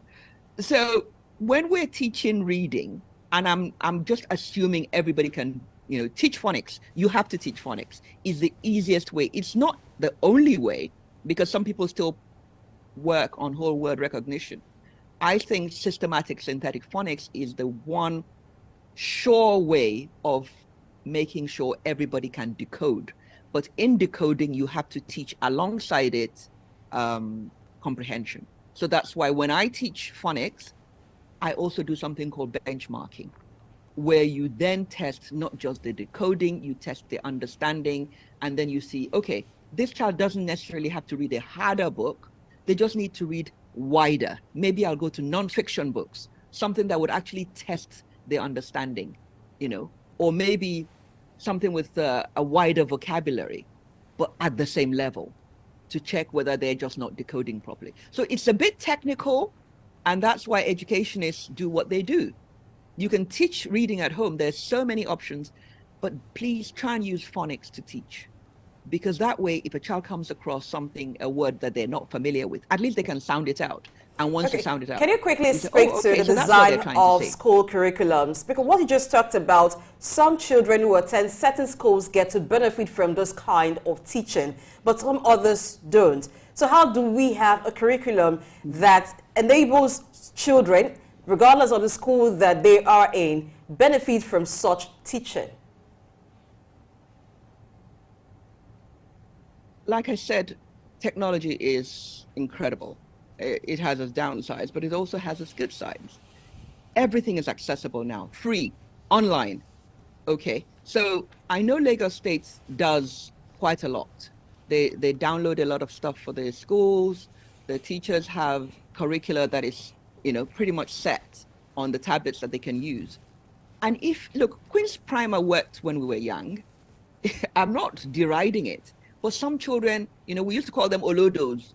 It's not that they didn't know, they were not intelligent. They just could not benefit from that kind of reading. So the only good thing about systematic synthetic phonics, and I get children with dyslexia and all of that, you just overteach. It's like you teach them, it's like a language. They just keep learning and learning until they can decode. And that's the beauty of it. Children who don't have access to phonics can get these things online or even on WhatsApp. It's fairly easy. Teacher training is beginning and end of everything. Lagos State is where I live, and I know they do a lot. I don't know what the other states are doing, but the literacy rate in the East, I hear, is very good. So government has a lot of roles to play. Private schools are trying, but parents, like I said before, my mother was my first country. The first place I ever lived, my mother taught me to read at age 3. Whether I liked it or not, it was there because, there were books everywhere. And then I wanted to see what everybody else was doing. So from the home, let's not put it all on educationists. Let's not blame parents. The parents, let's not blame governments. Nobody's to blame. Well, it's a collective job. All of us have to work together. There's no shortcuts. All right. But there are easy wins. It's been an educated session, a very educative session, I beg your pardon. You have walked your talk, like they always say. You walked your talk. You spoke about systematic synthetic phonics, and the way you even pronounced olodos back then, I was like, okay, this is a woman that knows her onions. Thank you very much, Mrs. Shafe Marriott. Thank we you. really enjoyed that. You walked your talk. Ashade Marriott. Thank you. All right, it's been fun to have you here. Thank you. The show continues after this particular timeout. Let's just go back to Austin Okere as we have business insights from Austin. Leave the comfort zone of friends and family. Once you've proven the concept with friends and family, reach out and grow.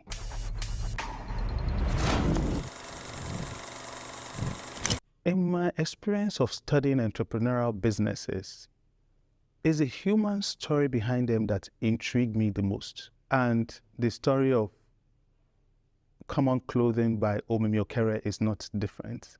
Caveat, Omimi Okere is my son. He has a clothing business called Common Clothing. I recall one day coming into the foyer of our apartment at Canary Wharf. The concierge at the reception called me and handed me an envelope. He said, "Oh, is the designer in?" And I was wondering who the designer was. He said, "Oh, your son, please can you give this to him?" And inside the envelope was £250. And I asked him, "What is this for?" And he said, "I bought some clothing from Common Clothing and I want to pay for them." And I was deeply touched.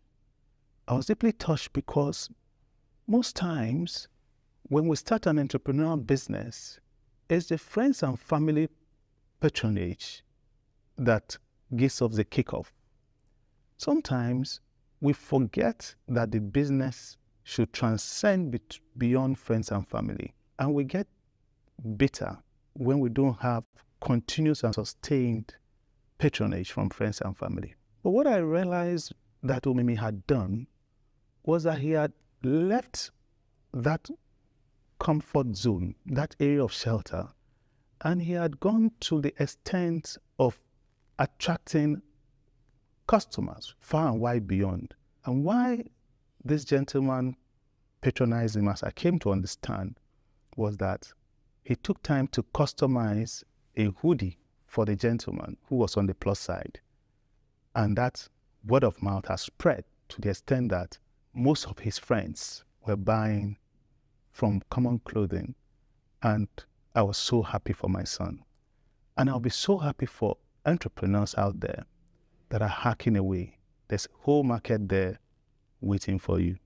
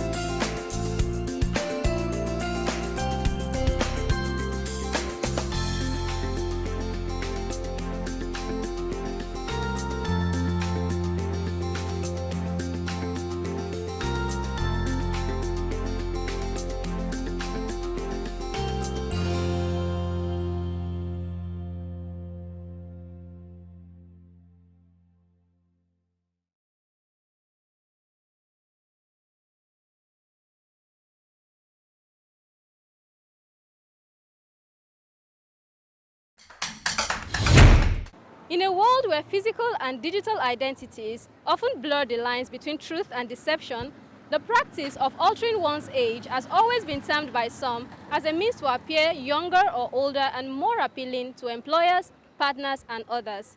In the digital era, it has taken on new dimension, impacting various aspects of our lives. If some say that a little lie doesn't hurt, then how about the gross implication of age falsification? The issue of age falsification has become pervasive in some parts of the world, casting a shadow over various sectors and prompting urgent concerns over its consequences. The practice, which involves individuals altering their documented ages, has been revealed to be more far-reaching than previously thought of and is raising concerns about its impact on a nation's socio-economic and legal outlook. I think it's a crime by our standard, and it borders on individual integrity. If one values one's integrity so much, you just stay by your age. Otherwise, it's just like admission of failure on one's part. Is that it's something that is disgusting, something that is not okay. Why would someone be lying for his or her age? It's something that does not really make sense at all.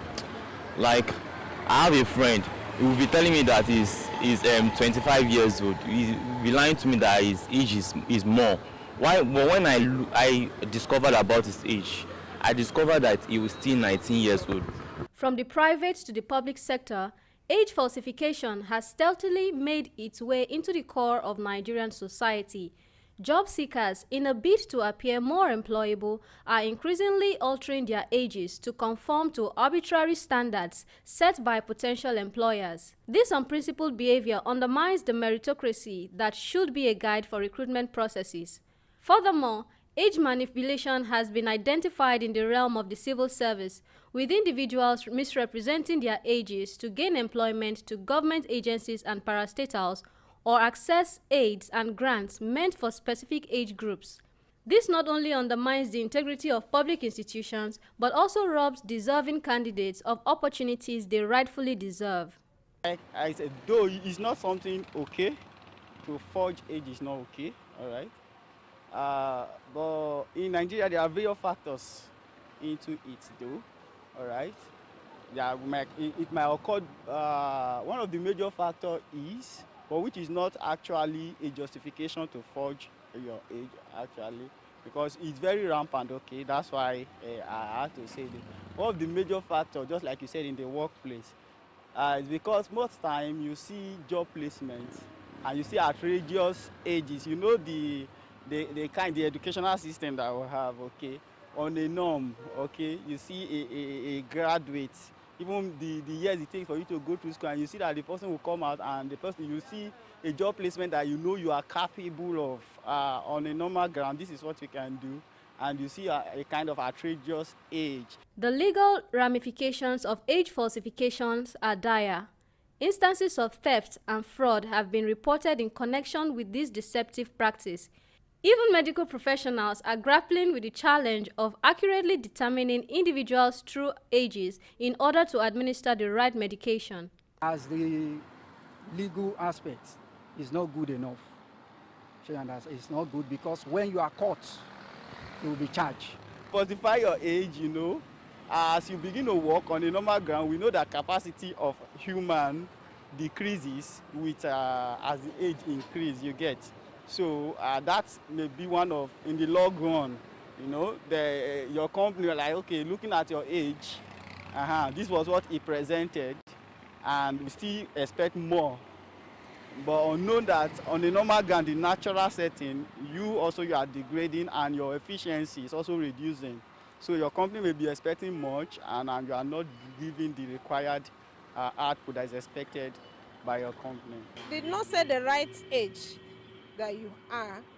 Maybe you have any health issue, and at that moment they need to apply medication or whatever. A wrong one can be given to the person. The legal implication of lying about one's age is that it makes someone lose where it's supposed to be. As this misleading trend gains attention, authorities are called upon to strengthen regulations and enforcement mechanisms to curb age falsification. I think if you have proper documentation, data keeping, you don't have that sort of issue. For instance, there's also a peer pressure. People are doing it, I want to do it. If somebody can do it, succeed, why not me? But somebody who has track record, for instance, as I am now, people are my classmates in secondary, university, and like. So if I'm calling myself a particular, you can easily go by who are your classmates. My classmates cannot say he's 45, while I'm saying I'm 35. Addressing age falsification requires a joint effort from all sectors. Only then can we hope to mitigate the far-reaching effects of this deceptive practice. Seun Ajayi, Souq News.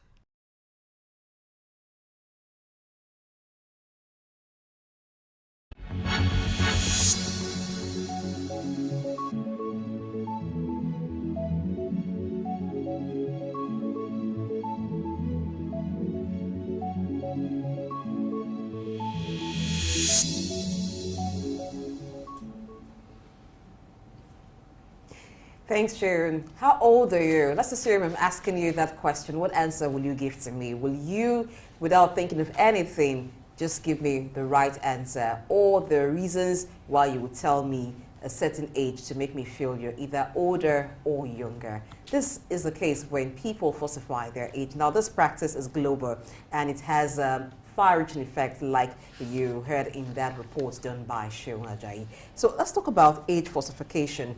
The reasons, motivations for people either claiming an older age or a younger age. Aya.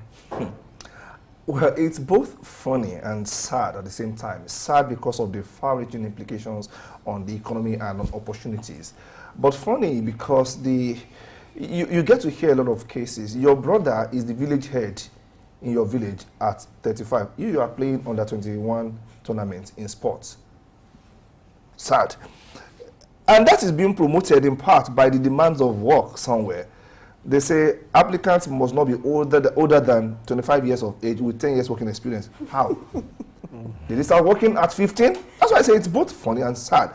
Yeah, whatever, people have their own selfish reasons for hiding their ages. But then that doesn't make it right in the first place. Yeah, there is, in some climes, you are not asked to fill in your age when you're looking for employment. At least I know about Canada. Nobody asks you for your age. But in some other climes, it is still the practice. These and many more are part of what leads to age falsification. Do you have a twin brother that is a village head and you are playing under 25? I am not a twin, so I don't have one. Yeah, but I think it's a fundamental issue that really needs to be spoken to, especially in an environment like ours, where trust, where ego and fear, emotional instability, many of the factors that may be responsible for age falsification. Like you rightly said, if you look at our environment, you see that although I would not agree with you, there's no employer that will be asking 10-year experience from a 25. That was just an hyperbole, so to speak. Because the law should be able to recognize that. You see, at entry point, people are estimating that if you are making regular progress, you are able to actually achieve some feat at a certain age.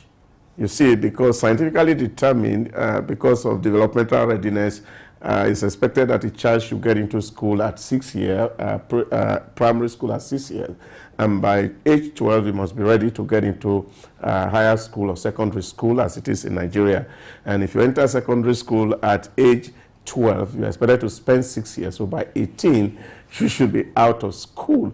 And if you are out of school by 18 and you're doing a 4-year course in the university, just add 4 to 18, it gives you 22. So by 22, you should be out of school doing your youth service. So at 23, you should be working. And so that's why, that is what the expectations are, because the laws are there that actually determine this. Because, for example, in public university, you cannot be given admission until you are 16 at the point of entry.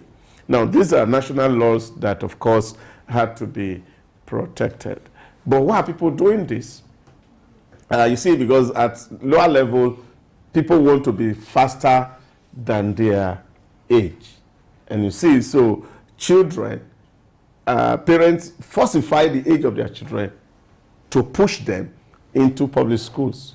For example, primary school. Your child is not up to 6, and you just want that child to be in primary school because you also want to feel some measure of ego that, oh, my child left university at age 18. It really don't add any value to anybody. But that's one dimension. Now, some people don't mature fast, and they get into the system very late. You know, I used to tell my children from scripture, when the Bible says in Ecclesiastes, there's time for everything under the sun. Now, if you don't do the right thing at the right time, it will only catch up with you. Because many people really do not understand the implication of wasting their early years.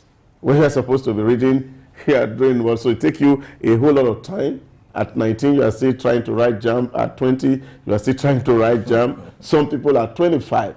It's not because JAMB or WAEC is difficult to pass. It's just because they are not doing what they should be doing at that right time. So I always say to them that, look, any fruit that is produced out of its season, usually it's not sweet.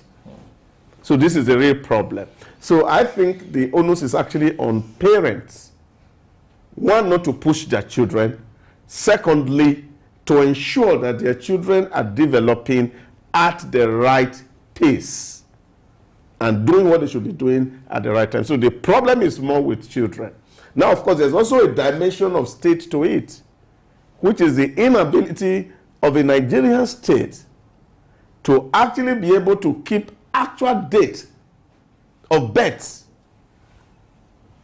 You see, it should be very easy that when children are born, of course, they are certified to have been born. And when this is done and is put in national database, it becomes difficult for somebody to actually alter such date of birth. But again, you also have situations where access to public health is also a deep problem, and you are still having people in the rural areas who give birth at home, and they will not be able to access the facility of government. So the onus is on government to also ensure that we are doing all this together. But recently in the Senate, a bill was raised to see how employers should ensure that there are no discrimination in terms of age of entering into workspace. But for some of us who are readers of the Bible, even to become a priest in the Bible, age is specified. And I think we must not run away from that. You talked about birth records having birth certificates of every Nigerian or anyone born in Nigeria. We don't seem to have that in place. And so we have the age declaration system where people go to court to swear affidavits to present the paper after all thinking that this is my age. But that system too has been bastardized because one person can have as many affidavits as possible. What's the way to go there? Yeah, but again, you see, because that's actually the issue. That is called perjury in law. They're lying on oath, which is very common in Nigeria. And we take it very lightly. And I think until some people are demonstrated, or you have to use them like a scapegoat, these things will not cease. Again, it also speaks to the record system of the country. And this is why a lot of people are speaking about data integration. So that if in Lagos High Court or Customary Court, somebody deposed to an affidavit, it should not be able to go to another court with a different evidence to show that he's changing his age. Something must be responsible. And these are issues that faces us because in the system, you can just go away or get away with anything. Reason is simple because, number one, it has become a source of revenue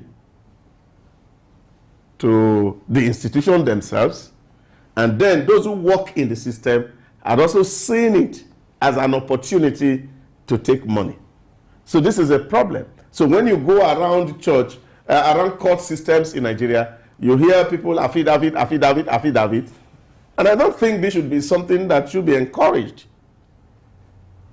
Because what you see there, they just type your document, take it to registrar, they put a stamp on it and bring it out, collect some money from you, and then they walk away. They even have the supporting documents. All you need to do is provide your name. That's all. Age. That's all. Yeah, because and the money. The template is already ready, and the money. So that is what it is. So I think these are issues that, of course, the system really need to work on.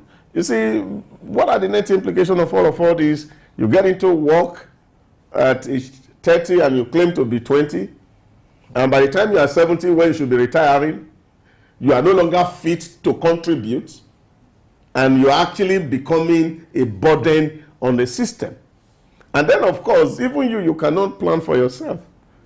And of course, you see, it's not even public work, even religious circle. One of my friends told me a story of something that actually happened. And then a certain man of God was seen to be very sickly on duty. And they say, you go and retire. And the man said, oh, I'm not 70 yet. And then, of course, they had to call the son and say, your father is not well. Can't he go home? You don't mind settling him. He said he's not 70. And the son said, well, I don't know what that means anyway, because I know I'm 60 years old. So I don't know why my father will not be 70. And it's see how prevalent this is in society. Even in religious circles. So you see this also happening. And this is the real issue, ethical challenge in our system. It's like we are born to lie. But it seems like it has been accepted. So people now have what they call official age. That's criminal. And it should be tagged as such. That if you're 10 years, you should be 10 years. And if you're 10 years and you're assuming that you are 11 years, then you should be charged and punished. That cannot be tolerated in any civilized society, because it's perjury. You are lying on oath. And, you know, what really gets to me on this is, Lee Kuan Yew speaking in Singapore when they started early in 1959 after the election. And he said to them, we are going to constitute our cabinet. And, of course, we are not going to admit liars into our cabinet. Even including lying to your wife and having an extramarital affair was enough to sack you from the cabinet of Lee Kuan Yew, let alone age falsification. And we're seeing on national TV now, ministers being screened with documents on age. In short, as a matter of fact, they should be in court to prove this. And this sends real hard signal to people, because if you don't demonstrate with somebody who is high up there, those who are coming behind become issues. Now, because real issues that kill company, real issues that destroy economy, is this ethical challenge of people lying. Because if you can lie about your age, you can lie about anything. Okay, let's look at age falsification in sports. Not just in Nigeria, in Africa in particular. Jokes have been made around people who claim to be under 17 when they were already way above 25, and they get fed meals meant for a particular age group, and instead of growing muscle, they are growing pot bellies on the field of play, and this affects performance. What are the grave implications of age falsification on the sports sector? Well, of course, it's not about even the national. Even you yourself, your career is destroyed. I wouldn't mention name. There is one man who had played under 17 in our country before, and after that was the end of him. So even you are destroyed by putting wrong age, because there is certain thing you cannot do at certain age. And I think that should be very, very important to us. That let us cultivate an ethical culture where people can actually, when they say yes, we know that they mean yes. When they say no, we know that they mean no. And this is the reason behind the corruption that we find in every system. People lie at will. Lie at will. Because number one, we grow up with lack of, will I call it, self-consciousness. Parents don't make efforts to develop their children so that they can be upright and they should be able to say the truth. There's a myth or truth in America where they said, of course, the real reason why George Washington was a very successful president was because as a child, he learned to say what was true. That when the father asked him once and said, did you cut down the cherry tree? And he said, I did. And so he said that is to really encourage the American society that the real success behind the American nation was because this founder was a very truthful and upright person. And I think we should also teach that to our children. What is the role of society in this? Because we find that there seems to be a culture of age shaming, maybe based on certain expectations of people at a certain age. So maybe for a man, it is expected that at such an age, you should have built your own house. For a lady, at such an age, you should have been married. Are these not contributory factors to why people falsify age? Well, I agree with you to some extent that, of course, there is, and I think really there should be no shaming. And that's what I'm saying. When a child is developing at his pace, of course, this shaming thing will not come. That people should know that there are certain ages that are designated for some certain things to happen in the life of a person. There's an age you should be at school. There's age you should be marrying. There should be age you should be retiring.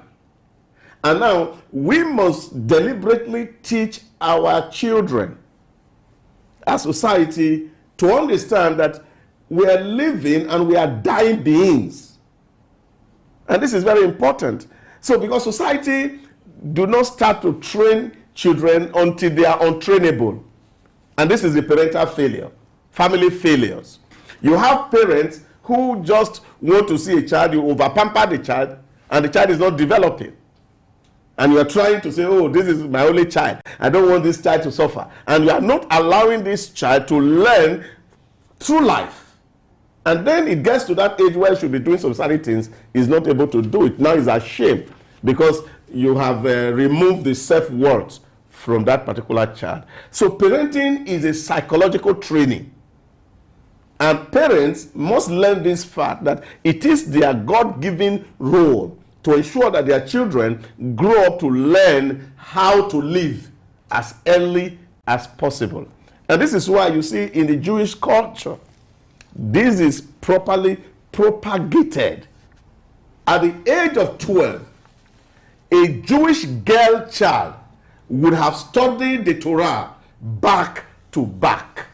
And the male child at age 13 would have done same and is required to be matured. Because the role is given to the parents to ensure that the children learn. But there's a whole lot of parental failure, especially in the black world. Even beyond the parental failure, essentially, even the state has a role to play, in structuring developmental stages for children, essentially, even in our school system, because, we have different phases of development. We have the mental development stage, we have the social development stage, and we have the psychosocial stage of development, and so on and so forth. But then, if you look at the way we structure our curriculum, really, maybe, you did, it was said that maybe at age 6, you are meant to finish primary school. To be in primary school. Primary school, yes. Yeah. But then, we should even look more closely at how we effect these policies to ensure that parents are really not bringing underage children to school. There was that when they will use hand over the head kind of metric, which may not really work. That's not scientific. Yeah. I'm saying there should be scientific ways of ensuring that you come into the school at the right age, so you don't get to push the wrong push toddlers to school, all in the name of catching up with the Joneses out there. That's just what I feel. Yeah, but I agree with you. This is why I said, really, there's little or nothing the government can do. Because if a parent has made up his or her mind to lie to the system and back them up with evidence, there'll be little or nothing that the parent can do. And they tell you they come to do affidavit and say, why? They say, oh, our house caught fire. And you don't have any evidence of it. So you can't say such a person. So it is that's what I'm saying, because it is you who is the father or a mother of a child that should teach your children to say what is right. I say to people, most of the things that we speak today, I was yesterday in the public bus going home, and I saw one boy and he was talking about how bad governments are, and I said to him, it's just because he has not had opportunity. If he had there, he will do the same thing. And by the time we finished conversation, he had to agree with me that really, that he himself needs to purge himself. Because you see, the real issue is that we can point hands to people. But there are a lot of things we are not doing right. Righteousness is what exalts a nation. Yes. Sin is a reproach to any people. Perjury is a sin, and it cannot make any nation grow. And if as a father you have a reason to falsify the age of your child, then you are a sinner and you are destroying the life of that child. Now, if as an adult you can falsify your age to gain an employment, that is, you have deceived the system, you can also destroy that system. Because this issue speaks to integrity, this issue speaks to our honesty, it speaks to the trust that I can give to ourselves. And I don't think it's what government should do, it's what individual should morally have the obligation to do for themselves and tell themselves honest truth, even when it becomes very painful and hurtful. You know the saying that age is just a number here. We've gotten to see today that it is beyond just numbers. There are issues that influence it and there are reasons people do what they do. But going forward, I think we should begin to rethink that if you have been in that line or the government should come in and in any way they can reduce that, particularly in the ease at which people do age declaration in courts. That's one angle I know government can actually come in to check this. We're going to break and return to look at the fashion industry.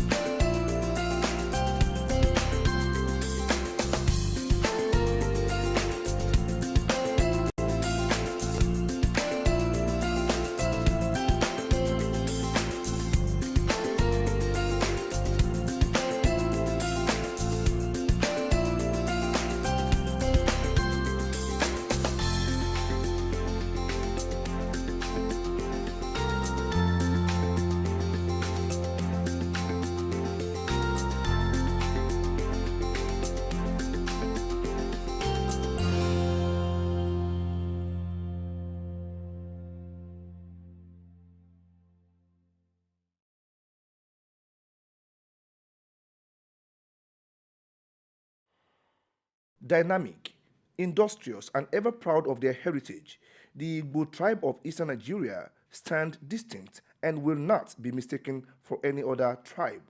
Okay, basically they are always very fair, the Igbos, and they are male and handsome, their female are beautiful. And when they speak to their intonation, like they want to say head, they say head, see your head big. Sometimes if I waka go where they say rice, I go first ask whether you get banga soup. Because I know to like stew. You understand? Some people know be like Yoruba own. I know tomato that they use, so I prefer my shop banga than stew. But if I swallow, I will show up ofaku or draw soup. See the way they call am ofaku. Firstly, when you are with a Igbo guy, between the first to 5 minutes, you hear them speak their language. So it's always easier to identify an Igbo man because within the first 5 minutes of being with them, they will say something in Igbo language. And two, for the first 5 minutes, anything you hear them saying is about money. Money. So Igbo people, they like money. I would say I enjoy Ofo Nubu, yeah. From music to literature, theirs is a culture that will rub shoulders with any other culture in richness, diversity, and global relevance. It is this acknowledgement that prompts Femi Wash Limited, owners of Souq News and Wash Radio, to put their muscles behind a novel idea called the Igbo Fashion Week. The first of its kind, this prestigious event is designed to celebrate and showcase the rich cultural heritage and designs of the Igbo people in Nigeria. The Igbo Fashion Week is actually a global event. It's slated to hold yearly all over Nigeria, and we actually seek to expose local designers to the world. These designers, they could be upcoming, they could be established, it doesn't matter, but we just want to use the Igbo culture, the rich cultural heritage of the Igbo people to showcase fashion designers and the talents that the fashion industry has got to offer Nigeria to the world. So yes, that's basically what the Igbo Fashion Week is all about. The Igbo Fashion Week is actually a 3-day event, and we are starting off on the 10th of November 2023 and we're running through the 12th of November 2023. So this year, November 10, 11, 12, the Civic Center, Victoria Island, Lagos, the Igbo Fashion Week holds. So stay tuned. The brainchild of Victor Wash Oluwafemi and slated for August 2023, the Igbo Fashion Week will provide the platform for both emerging and established Igbo fashion designers, models, and industry professionals to showcase their talents on the global stage. Ayo Jimmy, Souq News.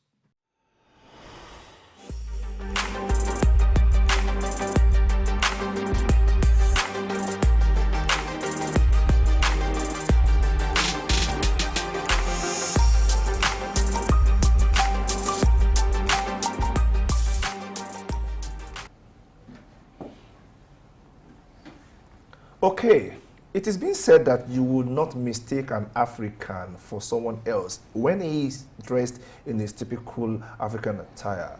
Same way you will not mistake an Indian for someone else, and you will probably not mistake someone from Ghana, which is still part of Africa anyway, for someone else. Because fashion makes statement about a people. It's a projection of your culture, of who you are, and you should take pride in it. But what do we have in Africa? Over time, there has been diffusion of culture into the fashion industry. Today, an average African, one talking to you now, is probably not dressed in an African attire, really. I mean a piece of suit and a shirt. Okay, that is still the influence of Western culture on all of us, because the world has become a global village. But then, some organizations are making intentional effort to push the African culture, African fashion to the front burner, to make sure that we scale things up on the global stage and give us our pride of place in the scheme of things and the Committee of Nations. One organization of like that is the Femi Wash Limited, owners of Souq News and Wash Radio, who are actually talking about promoting the Igbo fashion at this point in time. They have what is coming up called the Igbo Fashion Week, which is slated for November. And we're taking a look at the Igbo Fashion Week and how it stands to promote African culture, together with probably some other indigenous fashion. Blessing. Yes. You're as guilty as I am. Where is your Yoruba and Buba? Well, that's because, like you rightly mentioned, that the Western culture has influenced what we wear. And because of the nature of work too, a kind of dress pattern has also been approved for certain work that we do. But if you go to some organizations, particularly in the civil service, I think in some states, you have the type, there's a dress code for each day of the week. For Fridays, you will find someone dressed like the way Director African Development Studies Center is dressed. It also has someone say they would be in the African attire. But for other days of the week, they can be like the way you and I are dressed. So, but the people in the fashion industry, the creative people have been able to modernize and evolve to an extent that even the African prints can be used to make Western designs. So these are the different options now. So tomorrow, Monday rather, I could be in a shirt made with made from African print. Okay, Idausa, you are like the only true representation of Africa now on this particular set. Are you trying to make a fashion statement here? Well, it's just natural for us to be who we are without actually borrowing identity. Blessings speak to the idea that the work you do sometimes has to determine how you dress. I beg to differ a little bit because, like they say, the hook does not make the monk. As long as you wear a cloth and you are able to deliver great content, I think that should be one thing we should promote. And I think that's what we're trying to do with the Igbo Fashion Week. Globally, you know that the fashion industry as of 2022 was about 1.5 trillion US dollars. Okay. So much money is coming in that industry. And then, of course, we must also have to be particular of that, take a large chunk of that money in that industry. And that, for me, is something that we're trying to drive. Igbo people are very fashionable, beautiful, is good to wear, and head fit to match it. Okay, and let's go. We can put real value into this. All right, let's go over to Jane Odigbo, who is the director of Igbo Fashion Week via Zoom. Jane, good morning to you. Good morning. Good morning. Hello. Good morning. Good morning. I should have started by saying Igbo Kwenu, but then I skipped that. Okay.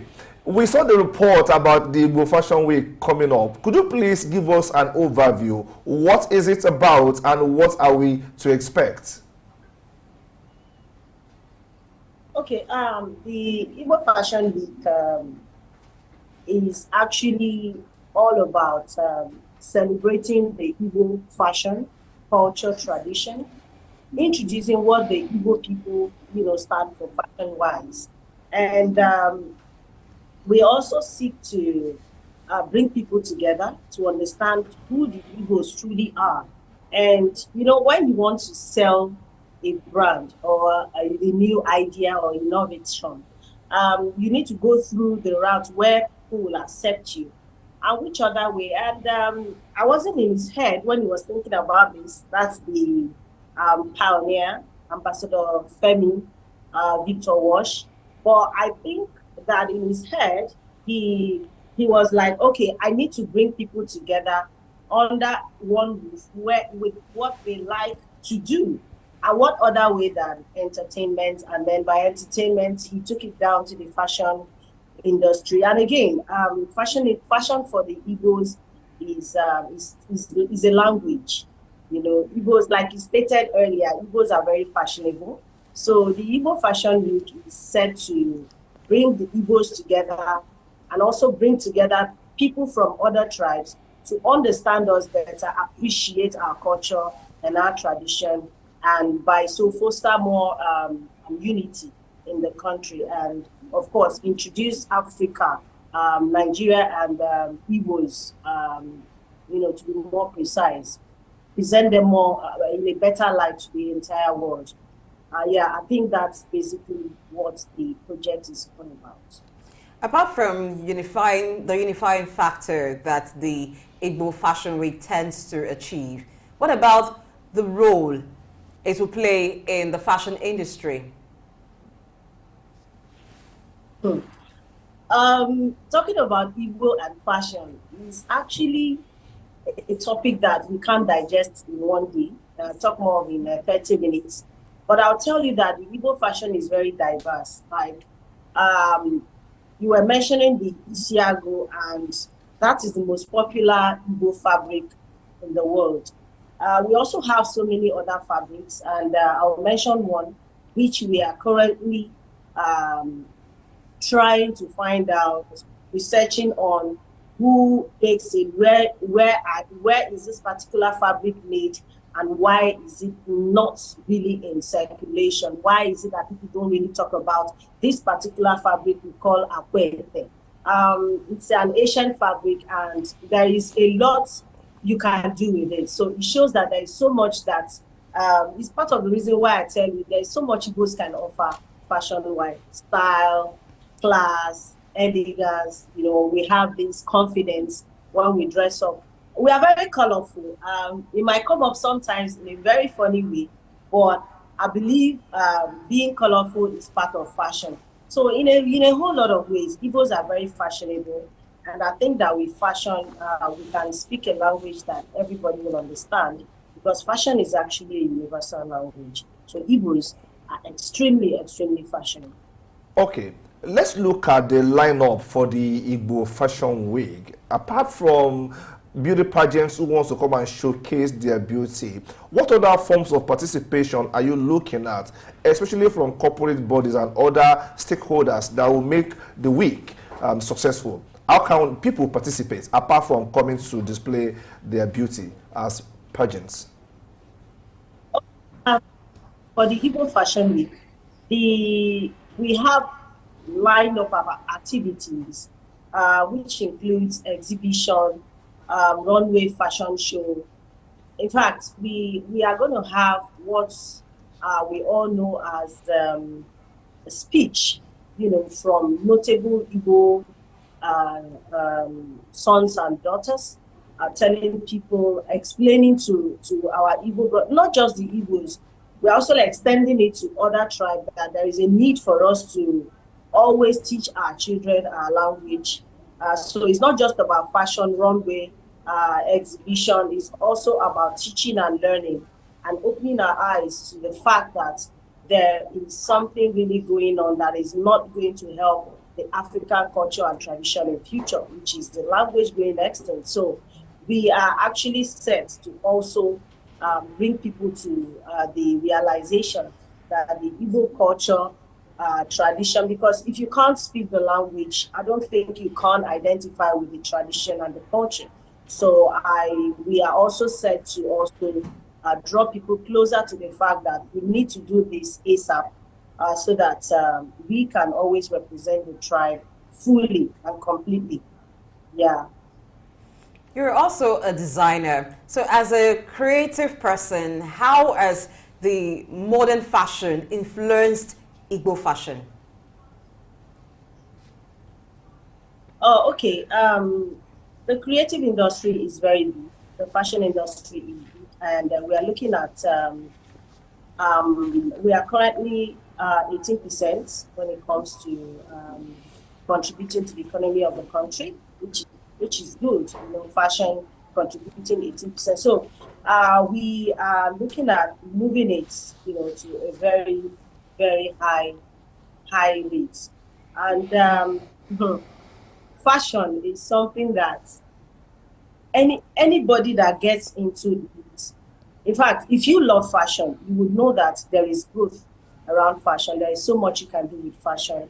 And then the Igbo Fashion Week is also bringing its own, because whatever we are doing that day, we are creating employment, we are helping people, we are, you know, also not a permanent employment though, but whatever type of employment. We have some staff on permanent pay. So because of Igbo Fashion Week, a lot can be contributed to the fashion industry, and the growth is extremely going to be enormous, because I'm expecting fashion designers on the runway from all spheres of life. We are getting feedbacks from fashion designers who are not even in the country, people who want to be a part of it. So Igbo Fashion Week is going to contribute immensely to the growth. It's contributing already because people are already in it, and we are going to spend a lot and gain a lot too. And in what way are we going to gain a lot? We are going to gain in the fact that a lot of fashion designers are going to be exposed. And you know, business is all about business sales is all about exposure, location, and that's what Igbo Fashion Week is also offering people, exposure. And when you are exposed, you get more sales, you know, more patronage, more client base, and you know, you have, you know, when you sell, there is this thing that comes with selling. You want to do more, you want to gain more. So, and the list goes on and on and on. Okay.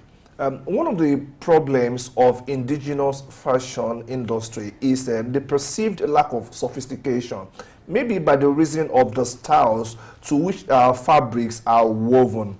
What do we expect at Igbo Fashion Week in terms of sophistication of the artistry that will come to play there?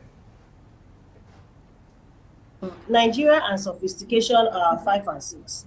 So now, when you talk about sophistication, fashion, Nigeria has to come. Like for me, Nigeria has to take top 5 when it comes to fashion. So if it's about sophistication, about our prints, about our fashion, about, you know, what we have got to offer fashion-wise, everything is, there is nothing that you are going to take away from this Igbo Fashion Week, because we are bringing everything to the fore. Like, everything is coming to play. We are not letting anything slide. So sophistication, please expect 100%.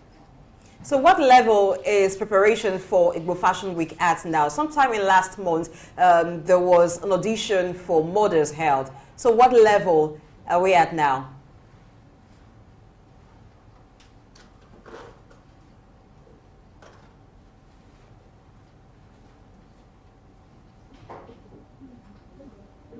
Hello, Jane. Hello.